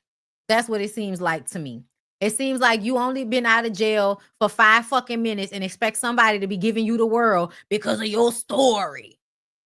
Nigga, go write it in a book and sell it to somebody and see if it's gonna get the hype. Do that. Go ahead. But to put all of the blame on Toya and Reginae and turn around and act like, oh, it's not even about Toya, then what the fuck is it about? Because who are you screaming at? Who are you mad at? Let us know. I'm just saying, y'all. Like, niggas be out here, like, real mad and upset. Did y'all hear what Malik Yoba said? So, what's up, America? I decided that I'm no longer a black man. No longer a person of color, BIPOC, none of that shit. What I am is a non-white man. And I think we should all just start calling ourselves non-white. So, they're going to have to figure it out. But they say that shit explicitly. No DEI, no BIPOC, no references to our blackness. So we just all walk around like, I'm not a black man, I'm a non-white man. I'm a non-white woman. I'm a non-white, all of us. Asians, Latinos, black people, everybody. Call it what it is. I'm just non-white. And let them rebuke that. Let them refute it. Let them come up with something that just says, we like all non-whites. Excuse me. We don't like all non-whites. So I got what he's saying. People was upset by this. And when you read the headline, it makes you think that he, is being a sellout or something. But that's not what he was saying. He's literally saying that if they're going to keep using our blackness as a weapon, and they do, they weaponize our blackness. I think what he was saying was, after looking at how they treat the DEI and all of that shit, y'all have turned that into a slur. I'm just going to call myself non-white so that it will be loud that this is merely about me being non-white, not about me being black. Just, I'm not like you. So you feel like I shouldn't get the opportunity because I'm non-white, because I'm just simply not white. Not because I'm black. It's because I'm not white. And I understand what he's saying. I really, really do. It actually made sense what he said. But, I think for sometimes people don't understand because they hear it. And that's another thing. I've been unwrapping myself from that for a couple of years now. But I want to impress that upon people that watch me. Stop wrapping yourself up in a blanket of blackness. You know who you are. And when you are in your community and we learning line dances while the world is falling to pieces and, bitches is growing out their locks and shit. Like, yes, obviously black and proud of it, but it should not be used as a weapon against us in these other spaces. So stop referring to me as something just so that you could weaponize it against me. Just say what the real thing is that I'm not white. just say what the real thing is, baby. Okay. So yeah, everybody was mad at him about that, but I understood what he was saying. And I think it was just after, I'm taking a walk and I'm thinking about this DEI bullshit. Okay. So before we get to the last couple of stories, y'all, this I didn't listen to it. So I wanted to listen to it. Y'all know that they've been clowning the fuck out of Yandy on the internet. Wipe your tears, honey. It was me. Wipe your tears, bitch. Don't be upset. Don't be upset. It was me. Here you go. So Yandy's not your type. She ain't even her husband's type. If in fact that it was Yandy per se, and maybe they indulge in, having other people in their, home, in their bed, would that be something that you would be willing to do for a cash prize? No. No? I ain't nobody's bitch. Are you attracted to women? I am. Okay. Yandy's not my type, though. Oh my God. And I'll bring a girl in my bed before I beat the girl in anyone else's bed. That's just no. Okay. So Yandy's not your type? No. Wait. I mean, She ain't even her husband's type. Y'all, the shade of that, y'all, the shade of that. And I'm not mad. Y'all know this is Jessica's niece, right? So if y'all have been watching Love and Hip Hop or keeping up with it, y'all remember she's the one that Mendices tried to holler at and Yandy tried to act like it was her. Girl, Lord have mercy. April 5th, millions of people are supposed to be marching and protesting in DC. Well, they can do that. I as a black person, you know, I was a news reporter when a lot of things went down. So I was there for stuff like that in the news capacity. But I'm that's not how my boots about to be on the ground. But some people, that's what they do. My boots on the ground is up here. Orating, okay? Y'all say she a bird, but I find it hilarious. Honestly, to me, Yandy is more of a bird than this woman is. But I don't really know her like that. I just know that she basically saying I did not want that nigga and I do not want you. Okay. That also, oh, wait. Y'all, Dr. Cheyenne Bryant. But let me tell y'all, I'm gonna have to, y'all know I don't really fuck with Jason Lee like that, but I'm gonna have to go watch this interview because I want to see what she's talking about in the interview. So I might come back tomorrow with that for y'all. But basically, in a clip that came out before the full interview came out, she said that Offset was in her DMs, y'all. And Offset said it was merely from a professional standpoint. And I'm like, Offset, shut up. Like, shut up, because you're a liar. You might have told her that it was about business, but that was really just to pull her in. Most niggas will act like they want to, actually not even just niggas. I've had women do that to me. I've had women act like they wanted to work with me or do business with me, and they was really just trying to fuck. So you listen, you have to be careful. You have to be careful. But I wouldn't have even brought that shit up. The way she brought that shit up, I was like, so what you like proud? Like, what's going on? Let's be chill about it. Okay, let's be chill about it. Oh, girl. Did y'all see that Tawanda married that man? Tawanda married that man and she did not invite her sister. Okay, Tawanda. If you happy, if you like it, I love it. Shout out to Erica De Niro. Shout out to the diva. I was watching her this morning and she was talking about this. And she brought up that old video clip maybe last year sometime when Tawanda was on live with him talking about how, oh, I don't have to work. This man, I don't have to do it. I do it because I want to do it. He's like, oh, no. Well, you have to work. You have to work because you're not the type of woman that's just going to lay up and not work. You're not that type of woman. And it's just like, ma'am, I don't know why you marrying that man. I don't know why you marrying that man. I don't know why you can't just be in a relationship. I don't know why you can't just get the dick and go back to your house. But actually marrying this man at y'all big age with him wanting to make sure that nobody thought that he was the type of man that will allow his wife to just be at the house not working. Let me tell y'all something.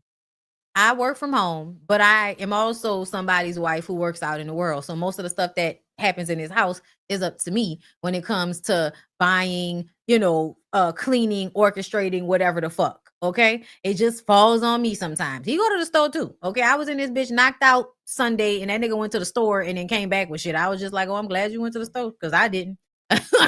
Sometimes it's on you. Sometimes it's on me. That's just how it is in my household. Okay. But at the end of the day, like to have a man viewing a woman being at home, meaning she's not doing anything. Oh, because I'm like, even if a woman doesn't have a job, cooking, cleaning, and managing a household is a fucking job. Like, I don't know if y'all know that. That shit take a lot of energy. That's why they got laundry just sitting on this bed. Y'all can't see it, and I'm not going to turn it around. But there's just laundry on this bed, y'all, because I actually have a job. I don't have time for this shit. So sometimes we just going to have to come in here and pick through what we need to find on this bed and then go on about our way. Okay? Because you don't have a stay-at-home wife that has nothing else to do. Because if I did, then, if I was just here not working, then this shit would have been cleaned up a while ago. But it is a job. And so when men have the mentality that a woman staying at home without an actual job is her doing nothing, it means they don't value the shit that is not, making money, which is a toxic mindset to have. So if though facto, Tawanda, you look stupid. We'll just see how it all plays out. Tamar didn't need to be there for this. Tamar didn't need to be there for this. That's all I'm gonna say, and we can move on from there. Let me see, because I want to touch my key stories, and move on. Boosie. Boosie Badazz. I told y'all so when I was 17, 18 years old. My mama said, Boosie, get on your motherfucking Tonight with a get money. I like that. I used to have hoes who trifling. Now I got pros who diking. And it's exciting. I had to get my shit together, man. I didn't like that. Y'all know that's my favorite. That is my excited is my favorite Boosie song, bitch. Okay. And it is literally one of the gayest. Okay, Mr. Anti-LGBTQ. You want to talk about pushing gayness on the kids. Nigga, what did you think you was doing when we was in high school and you put this song out? What did you think you were doing? I used to play with little girls, with little minds who wasn't grown yet. Before you step out the door, get your pussy in check, your hygiene, a motherfucker. You supposed to stay smelling right. Especially if you got a nigga with money. That's what he like. Okay, what are you talking about? What are you talking about, Boosie? You absolutely encourage me to be, one of the light skins, one of the, okay, one of the red bones kissing in the back seat, bitch. I am the red bone. Okay. What are you talking about? But let's listen to what happened down here, y'all, to the news. A bombshell allegation bash in the family of a Southern University fraternity pledge killed in a hazing incident. We first broke the news this afternoon. Attorney General Liz Murrill may seek legal action against one of the most prominent rappers to come from Baton Rouge. Little Boosie headlined Boosie Bash tonight and said some of the proceeds from the concert would go to a scholarship honoring Caleb Wilson. But his family disputes that. The AG says Boosie was using Wilson's name to promote his annual music festival. News 2's Gabby Davis has more on the actions Murrill is calling disgusting. Gabby. Sarah Gray, the annual Boosie Bash kicked off today and was supposed to be a way to launch the Caleb Wilson Memorial Scholarship. That's what Boosie told WBRZ on Friday. Boosie did confirm he was working with the Human Jukebox and tonight with a bombshell. The Human Jukebox and Wilson's family to honor Wilson with a scholarship. Take a listen. You're actually working with the Human Jukebox and you're working with his family to get this scholarship going, and some of the funds are going to be from the concert are going to be going back into this scholarship, right? Yeah, we're gonna do something special for him because this is a tragic loss. The Human Jukebox and Wilson's family to honor Wilson with a scholarship. Okay, so they were supposed to honor him with creating a scholarship in the boy's name. Okay, but the parents said that that's not what happened. The parents said that's not what happened. Okay, let me read it to y'all. He had Glorilla, Sexyy Red, the baby. Boosie dropped the news about Caleb Wilson's memorial. We talked about him, the young man that was killed because of hazing. He even mentioned that Wilson's dad played a part in keeping the event alive. But Louisiana Attorney General Liz Murrill is making it clear that Caleb's parents were completely in the dark about this scholarship and never allowed Boosie to use their son's name. She stated firmly that legal action could be on the horizon. In response to this surprising turn of events, Boosie took to Twitter and shared a post that read, "It's sad for this lawyer and family to say I promoted my event off someone's passing. My event was promoted on Eventbrite since November 14th. This incident happened a week before my event was to take place. How the fuck can I capitalize on someone's debt for a concert? That ain't me. A death of a student won't help a concert. It will hurt a concert. I was asked to help the situation, and that's what I was doing once I made it home.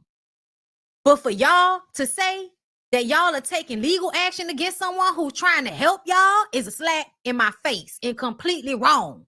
When keeping it real goes wrong, shaking my head. BR, I'm done. Another money grab. This is the ultimate betrayal." So that's what Boosie said in Boosie's voice. But here's the thing, y'all. I don't know. Okay. No. Caleb scholarship situation, I feel like that may not have been used to promote the concert because the kids are going to come to see Glorilla and Sexyy Red and the baby's weird looking ass and all of his baby bot teeth. Like, yeah, they're going to come and see them. They're going to come and have a good time.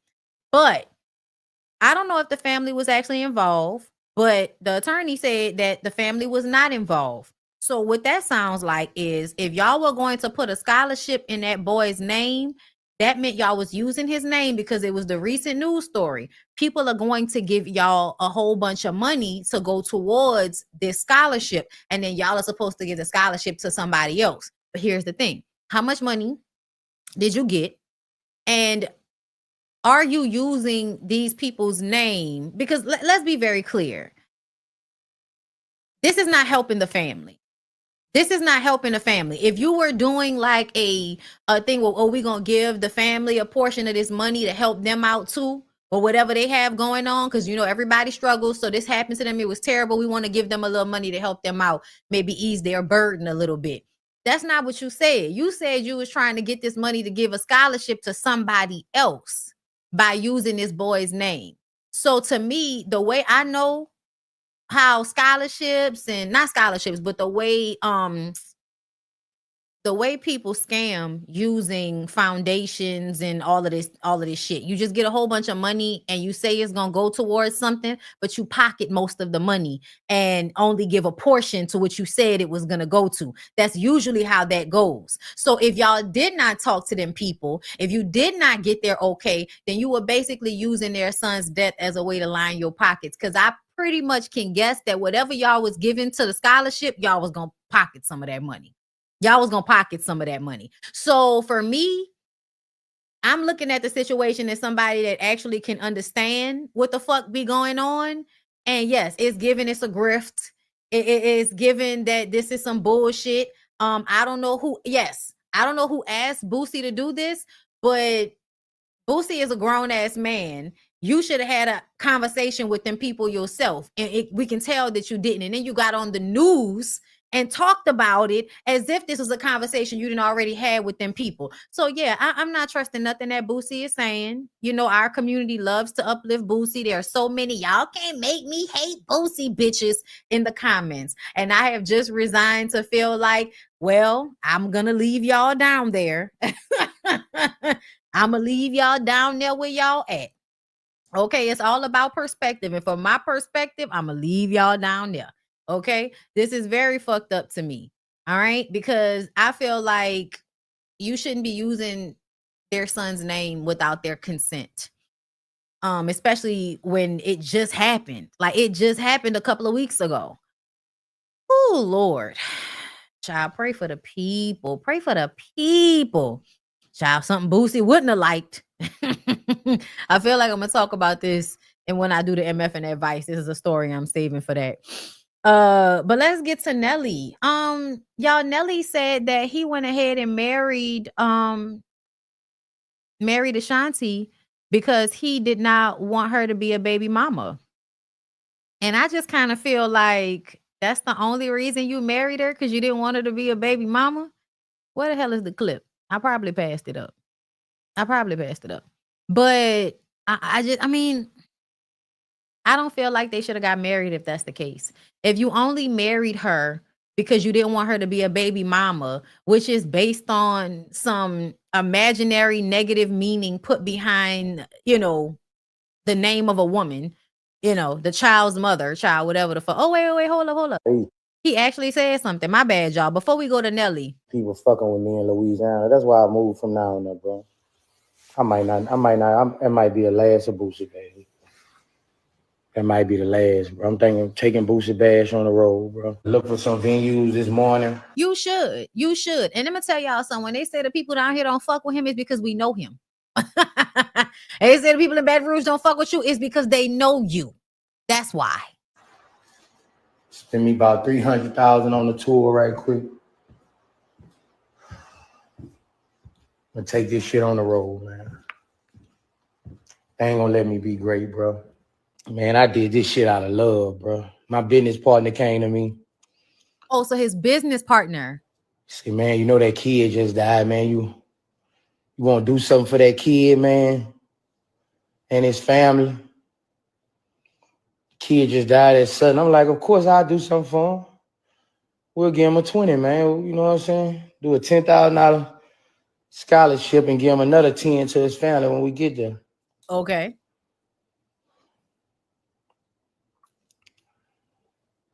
And so it's a lot of people in the comments, they wanted the money to go to them, not the school. That's all. That's it. The parents directing the anger towards the wrong person. A lot of y'all are ignorant. I believe you, Boosie. It's okay. Your heart was in the right place. A whole bunch of dumbass broads. This shit is sad, bro.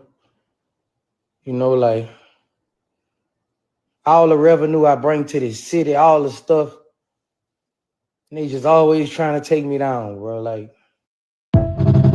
this is not about the bash. They should have did their homework because the bash is every year. I'm sure everybody knows that Boosie has his bash every year. That's not what the fuck they talking about. They're talking about using their son's name for a scholarship that don't have nothing to do with them, meaning that we don't know what's going on with this money. What if there was some impropriety involved and y'all gonna be looking at Caleb's parents as if they have some responsibility in a scholarship in his name?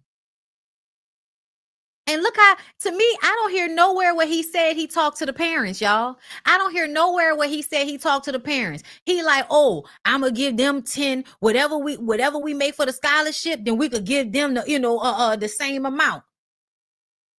Did you talk to them people about that? Or did you just decide that you were going to do it? See, that's the fucking problem. You have to talk to people before you do shit. Anyone that says this man was doing this for clout or promotion must don't know Boosie fans in Louisiana. Y'all are so slow. I think y'all are the ones that are slow. This was a way to get money, y'all. It's not about pubbing Boosie's concert. That's not what it's about. It's about the money. It's about getting the money. And just think about, what if the kids was coming to the thing because they wanted to get a scholarship? Like, no, I don't trust Boosie. I don't believe what Boosie's saying. I don't give a fuck about him holding his head and they always da-da-da-da-da-da-da. Did you talk to them people? Nobody in the comments. Okay.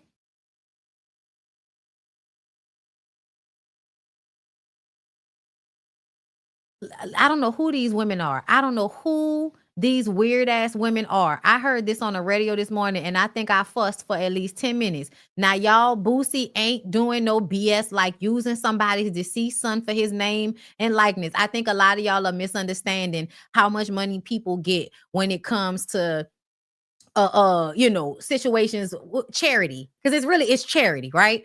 Y'all don't understand charities and how they work and how a lot of people use charities to scam people. Like, at the end of the day, like, this the comments just reflects how ignorant everybody is. Like, shut up. Moving on. So Nelly admits he rushed to marry Ashanti to prevent her from being labeled a baby mama. I'm sorry, y'all. I'm not from that standpoint, but I know a lot of baby mamas and I don't see the problem. I don't see the problem. For you and your wife's initial reuniting, was it at the Versus? This is the thing. When I went to Versus, I had somebody with me. Right. But I'm saying, but you guys shared the stage, and the internet was like, "Oh shit, they're in the same place at the same time." Like, I didn't want it tense. Right. When I walked in, her mother had saw me, and I knew that mom was going to go back and let her know that I was in the building. Right. We was here to celebrate with these brothers. Of course. Two of my cats, Joe and Ja, and to celebrate their music. So I didn't want it tense, and we didn't even talk. I just went over, we got a hug, break the ice, and boom. And we didn't talk for probably another almost 8 to 9 months to a year. We didn't have a conversation. That was that. But everything happens for a reason. I think that's awesome. I think it's so dope. And by the way, so you didn't see her across the stage at Versus and decide that you was going to get that old thing back. That's not what happened. Okay. Kudos to you guys figuring out how to hide a wedding. How hard was that for that not to get out until after it happened? Well, once I found, or you and your wife found out that once we found out that she was pregnant, it was just like, I didn't want this to be, I don't want to say like a child out of wedlock. Right, exactly. Yeah. Well, you guys are probably already planning, but we hadn't talked about it right. yet. We hadn't talked about any of that yet. I hadn't, but I was like, yo, you know what? Let's just knock this out because we're going to be doing so much and everything's moving so fast. And I didn't want to, I didn't want her to be, a baby mama. Found out that I didn't want her to be a baby mama. I don't know. Maybe found out that maybe it's just me, y'all. But I would want you to marry Ashanti because you spent a long time without her and you realize that you really want to be with her and you want to legitimize the relationship because you love her and you got her, you got her back after all of these years. I would think you would marry her because of who she is to you, not because she got pregnant. Y'all are too fucking old to be getting married just because a bitch got pregnant. That's wild to me that he would admit it. But it's funny because I think sometimes people don't know when they're saying something that's wrong, right? Or that can be taken a certain way.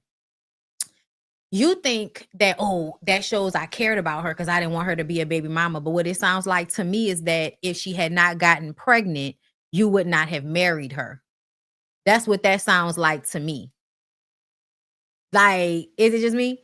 Like, that's what it sounds like to me. You would not have married her if she did not get pregnant. After all of this time getting back with her, you know what I'm saying? Like, I just think that's weird. I always feel like it's weird when women want babies and want marriage and they have the babies before they get married. And I'm not talking about younger women. I'm talking about these old women that have, not old, but you 40 something years old. You didn't live your young life. You did it the right way. And then you wait until you're older and now you want to have a baby. Great. But it seems as if you don't have to get married just because you want to have a baby. And if you want to get married first. That way the marriage is solidified. To me, this scene, like he said, you did it simply because she got pregnant and because it looked better, not because it was something you actually wanted to do. And if it's not something that you actually want to do, you're going to regret it and you're going to make her regret it. But I guess we'll see how it all plays out. I'm going to just tell y'all right now, Nelly's not aging well. Let's move on. He's not aging well. Be safe. Be safe out here. Let's get to Sherri and Nia alone because I'm confusion. I think it's so funny the way Sherri Shepherd loves an opportunity to use her platform as a way to reprimand or, just voice her aggravation or annoyance with some woman. But you get musclehead ass Jonathan Majors on there and you crying and everybody like, oh, her son. I haven't watched the movie, but the people that have watched the movie said that, bitch, your son shouldn't want to be like the character in the movie and it shouldn't want to be, like the nigga that played the character in the movie. But Sherri did a whole segment talking about a woman. Hold up, I'm not gonna play it, y'all, because Sherri Shepherd and Procter and Gamble or whoever the fuck it is that does her show, Deb Mercury, they struck the fuck out my live. That's why I had to cut up my last BondyBlue show and post it, just as a video. I hope y'all were able to watch it. I couldn't even put a screenshot of the show up over the video because they still called it copyright. So yeah, and I was giving commentary. Procter and Gamble, y'all know the names. It's Deb Mercury. My bad. Okay, Deb Mercury. And the motherfuckers on everything. Anyway, so according to page 6, it was none other than Nia Long who clearly had time that night. Sherri tried to deny throwing any shade, but Nia wasn't having it. Yes, you have. She allegedly snapped before walking off. Sherri was left mad and confused, saying, you don't get to grab me and turn me around like we're in a daggone cartoon and just walk away. Apparently she did. Sherri admitted to waiting 15 minutes in the late. Why would you be waiting in a bathroom? Like, how you knew she was gonna come to the bathroom? That's goofy as fuck for you to wait in the bathroom. Why would you wait in the bathroom? Why not go and sit down in your seat and then wait for the show to be let out and make sure you get out first and wait by the fucking door so you can find her? Okay, but I'm also gonna tell y'all this. Something is wrong with Nia as well. I love y'all for real. I love y'all for real. But if this story is true, and it is Nia Long, when I tell y'all, I don't give a fuck if you shaded me on your show, bitch. I don't care about that. You think I'm about to walk over to a woman and put my hands on her because she said some shady shit? If Nia actually did that, something's fucking wrong with Nia too. Cause that's weird. That's some weird bitch behavior. Nia, along with a little post of big news that she got into it with Sherri Shepherd about last night, meaning that this is all I'm willing to discuss. This is all I'm willing to discuss is how I looked. My face card not declining. Because all I gotta do is post a picture of how beautiful I am, and y'all will forget about everything. Because y'all know Nia is known for her beauty more than anything else at this point. So as long as she remains beautiful, child. But yes, I've heard that Nia is a mean girl. I've heard that, Nia is a mean girl. I have also heard that Nia can be nice sometimes. Depends on who it is, and we're not a monolith, okay? All people have nuance in different parts of themselves. But I am willing to believe that Nia walked over to Sherri to check her, and Sherri did like she did on Jamie Foxx show whenever she got upset. That's why I always reference her titties, because she always referenced her titties. I got big titties too, okay? I don't reference them all the time, okay? It became a part of Sherri Shepherd's acting for her to reference them titties. Do you hear me? To the point that she got a breast reduction and we cannot tell. The titties are still tittying, okay? They're a part of her personality at this point. And whenever she got bitch, you was in a bathroom. Why was you staying in the bathroom talking about I was trying to have a meeting in the ladies' room? Bitch, if you step to me in front of a whole bunch of people and turn me around, I'm not trying to have no moment with you. No, bitch. We can do it in front of everybody. It wouldn't have went down like that the first time. The way she would have walked off and I would have followed behind her ass like, wait a minute, bitch. Who you coming at touching me and shit? Who you coming to touching and all of this shit? Because bitch, don't be touching me. If you got something to say, you could say it, but don't put your motherfucking hands on me. You could have walked around and got into my line of sight, but you won't touch me, or we would have had a fucking problem. So Sherri, you handled the situation wrong. And Nia, if this was you and you did that, you a weird ass bitch too. Call it how I see it, buddy. Call it how I see it, buddy. Thank you, Brown Skin, for being a member for 46 months. I appreciate you, my love. Thank you for holding me down. Neonte Hartfield, thank you for becoming a member. Janae, thank you for being a member for 29 months. Make them say, what? Make them say out loud they hate anything non-white. Yes, basically. You got it, Janae. And this is in reference to Malik Yoba. K1J, thank you for being a member for 17 months. It's the entitlement for me. Yikes. Okay, we were talking about Toya's brother. Miss Kemal, hey love, thank you for the super chat. Have you seen a story about the 13-year-old Kimani? All crazy. No, I have not seen that. When I get off here, I'll go look. Okay, it's another one from Miss Kim All Day. Thank you, Miss Kim All Day. I'm thinking that's what it is, right? But with it all together, it makes me not want to put the emphasis on Kim, but I think it's Miss Kim All Day. Hey, girl. Bondi, I'm at the doctor's office. People like, who that? My girl, BondyBlue. One or two of them probably in here by now if you catching a playback. Oh, all right, thank you. Put them on me. Yes. Lady T, my beautiful mama. Thank you for the super chat, boo. What's up, Bonnie? Just sending love. Happy birthday. Okay, yes. Happy birthday to your mom, Lady T. Thank you so much for coming through again. Y'all know I be recognizing y'all. Okay, even though y'all think I don't. Now I'm a hashtag Sherri, why you abandon that baby? Y'all leave that lady alone about that shit. Okay? I'm not about to judge her about that, because at the end of the day, I think the husband was cheating on her with the surrogate or some shit like that. And she got to pay out of pocket for, girl, I don't know. Whatever the situation was, I'm not going to judge Sherri off of that alone. I'm going to judge her based off what she does when she's on her show. Okay? And that's just that on that. Nia pulled a Will Smith knowing Sherri wouldn't confront her on that red carpet. Bitch, the way I would have walked up to Nia Long on the red carpet. Especially like if I'm already like, it's different. Me personally, I'm gonna be a new person in this setting. But when you are already in this Hollywood setting and one of them hoes come walking up to you like that, yeah, nah. We gonna have it. We gonna have the confrontation just the way you wanted to. But people do that with the people they know they can get away with that shit. Nia knew she was gonna punk Sherri. That's why she did it. People don't do that when they don't know if they gonna actually punk you or not. Like, and there are times, me personally, I walked away from the shit because I know where I'm going. I'm telling y'all, people really be me in my grown adult mature days and think that I'm to be fucking played with and forget that if I actually get it, girl, the way my mouth will hurt your feelings.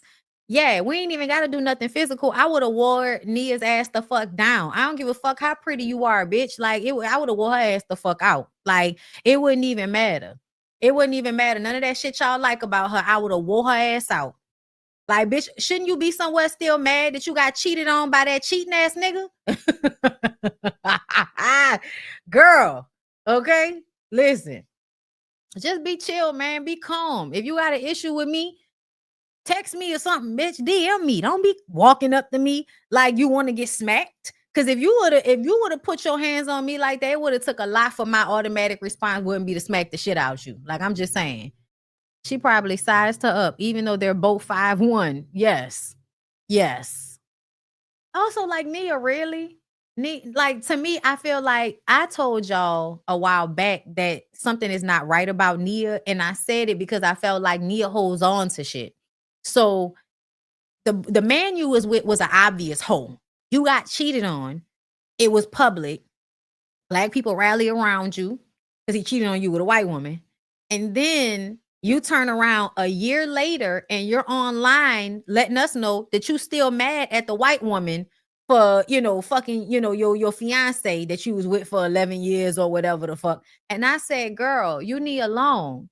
Like, why are you still emoting anger at that woman when at the end of the day, hoes gonna be hoes. Hoes gonna be hoes. You really should have all your fever and your fire for that nigga. I don't care if y'all do have kids together. All the more reason why he should have been held at a higher standard than some random white woman. Whether she was random or not, or she was around y'all and all of that. Okay, that's fine. That's fine. But a year later, I'm not dealing with none of you motherfuckers. Okay? So I definitely feel like Nia is one of those people that will hold on to a slight. And she loves to hold on to a slight when it has something to do with a woman, but not when it has something to do with man, because I will not forget the way she got her ass up there with Jeezy. I will not forget the way she got her ass up there to make excuses for toxic ass Jeezy. Is Nia like Portia? Makai. Girl, she might be. She might be. I'm going to tell you right now, and I want her to stay. I want her to stay silent about it though, because, and I'm only saying this not because I want her to not express her emotions, but because we can keep you on this pedestal if you don't come down here letting us know how ignorant you are or how insecure you are or whatever the fuck it is. Like, I'm not saying that those are exactly her issues, but I was just talking to my aunties and all of that down to the pity pat game, how it's so many celebrities that I wish never touched the social media aspect of this, or because they let us know who they were, their mindsets, how they think. They let us know who they were through social media, and it took all of the sparkle out of them being a celebrity. One person I can let y'all know for sure, Snoop.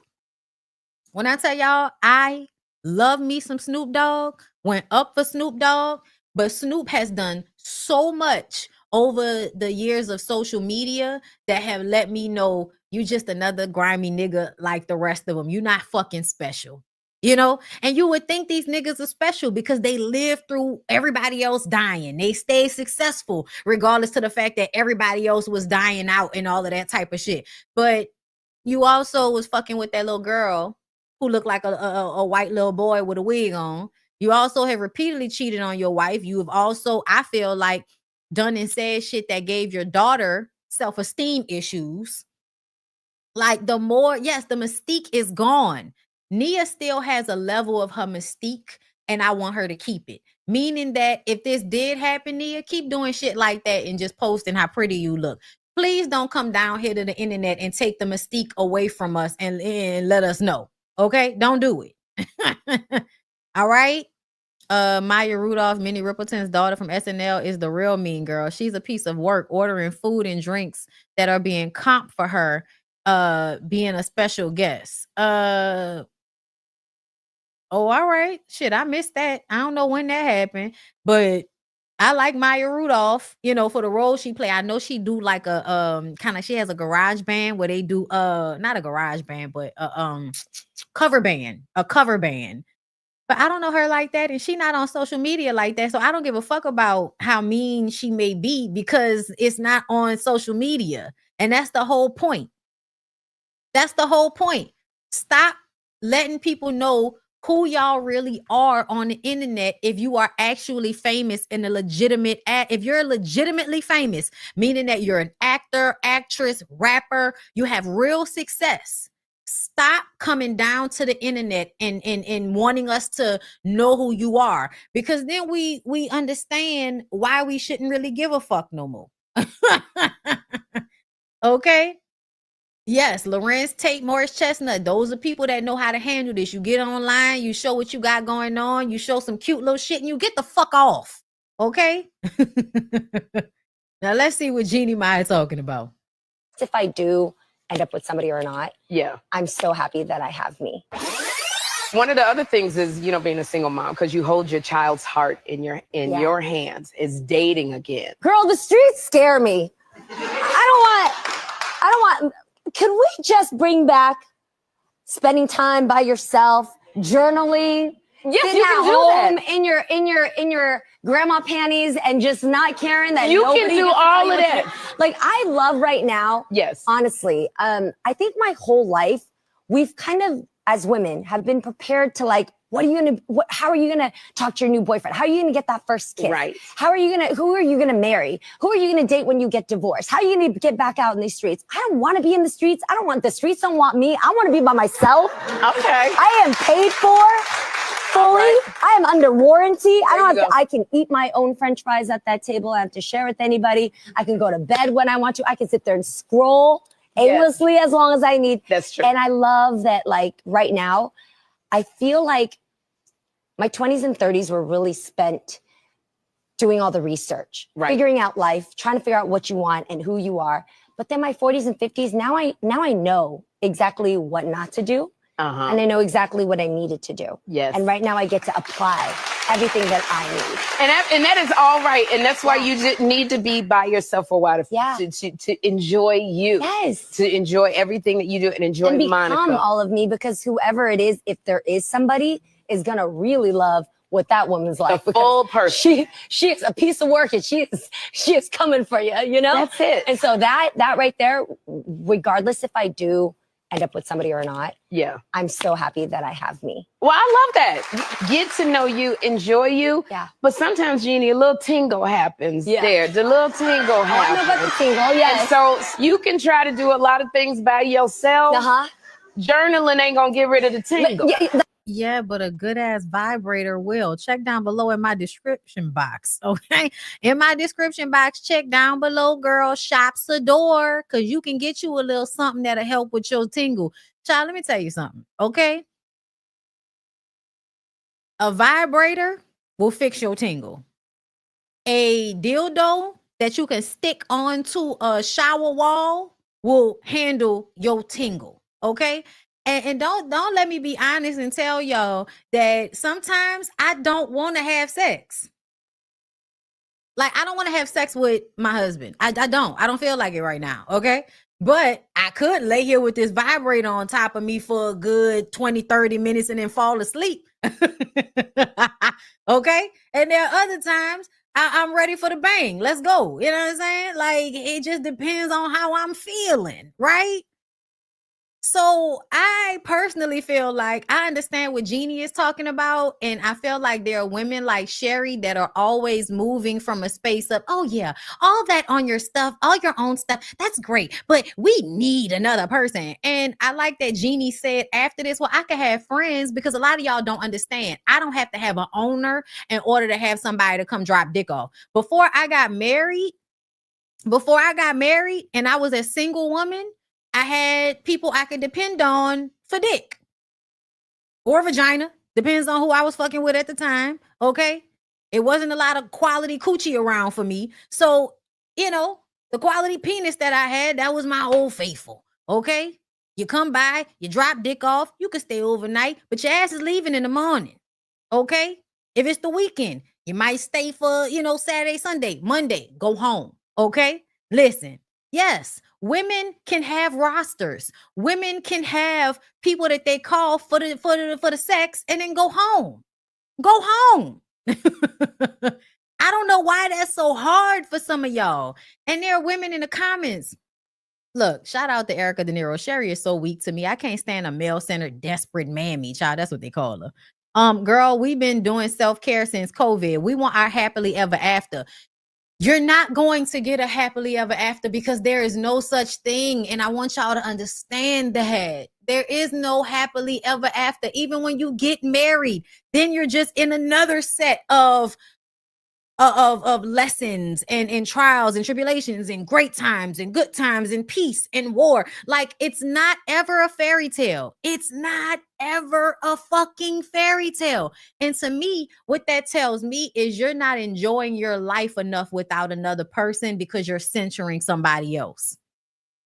It's not about self-care. It's about enjoying your life without needing another person to always be there, especially not a romantic partner. When you have homegirls and people that you can have great conversations with, when I tell y'all, I get my fucking life from going out with my homegirls whether I'm out with Kai, when I'm out with Brittany, when I'm out with Kima, we go and we eat or we dance or we drink, whatever we doing, we have a good conversation. I am fed. And then I bring my ass home.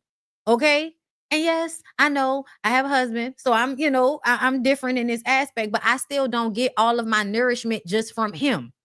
Like, no, like that's not even fair to him for me to only be happy when he can interact with me. That nigga got to go to work. He got other shit going on.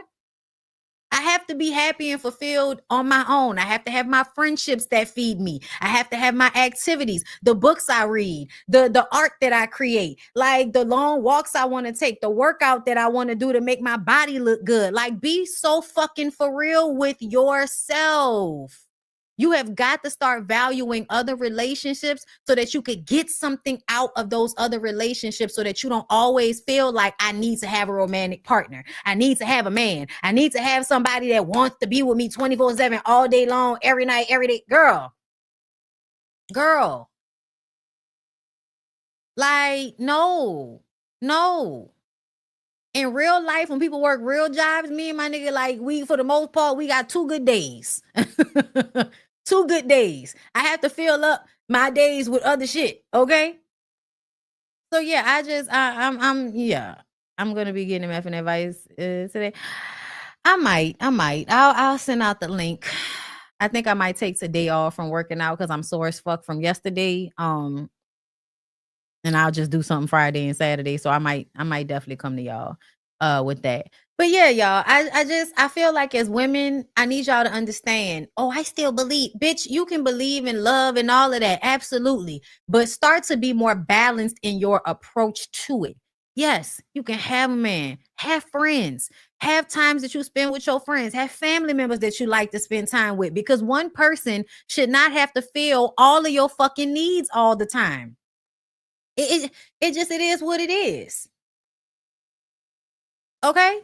Be fucking for real. And I think because Sherri doesn't have that right now, it's this, I told y'all how Sherri used to be on the Jamie Foxx show. She see a fine man. Like, bitch, please go in your bathroom and masturbate and calm the fuck down. Like, I need you to go masturbate and calm the fuck down. I do. I need you to do that, because you can get somebody to come in and wear your ass out, but you cannot then, we're in love. No. And that's what we was telling Chloe with Burna Boy. Have a good time. Enjoy the dick. Don't get too tied to this nigga because he's going to disappoint you. And you need to still be centering yourself. That's it. I don't know what be going on. Thank you, Makai, for all the super chats, boo. And thank you, Jacqueline, for a super chat. You ain't never lied. A vibrator is sufficient. Listen, girl, I don't always want penetration. I don't always want something sticking. Like, it's okay. Okay, and listen, my nigga just eat me and go to sleep. So it's great, but I'm just saying. You have got to get into self-pleasure. It's not just about self-care. And no, it's about starting to enjoy your life to where you're not always waiting on something to enjoy your life. Trust me, it's an everyday struggle. Okay, because I'm still waiting for enough money to renovate my fucking bathroom. Okay, I'm waiting on a large chunk of money to renovate my bathroom. I have not been able to get my shit like I had it in 2021 since. Okay. But fuck, I need money. I have dreams. My fairy tale is a better house. But guess what? I enjoy this bitch nonetheless. Okay. I be in this fucking house sometimes and it's peaceful and my dog's asleep and the jazz is playing and my expensive ass candles are going. Okay, because y'all, I don't care what y'all talking about. $25 candles is expensive. Stop playing with me in this time frame. Okay. You just enjoy. You enjoy where you are in the moment. You have to, because you don't know if there is a future to be had. You have to enjoy your life as it is happening in this moment, whether you have everything you want or not. You have got to find a way to enjoy your life. But anyway, that's all I got for y'all. 1,500 people in the room. Thank y'all so much for coming through. Like the video, subscribe. Don't forget about BondyBlue Bites. Y'all, I'm so as fuck. Okay, I'm so as fuck. All right. I love y'all. I appreciate y'all. Y'all have a good rest of y'all day. This is not the email for MFN advice. Okay. I actually have only been taking MFN advice from my members. And if you are in my Discord, there is a MFN advice in the Discord, but there's also an MFN advice email. But not this one. So if y'all sent it to this one, I might see it, but also it might just get lost in the shuffle because that's my main email. And child, oh my God. And yes, OLFP is tomorrow and it will be on Jamie's channel. So hope to see y'all all there. Y'all have a good rest of y'all day.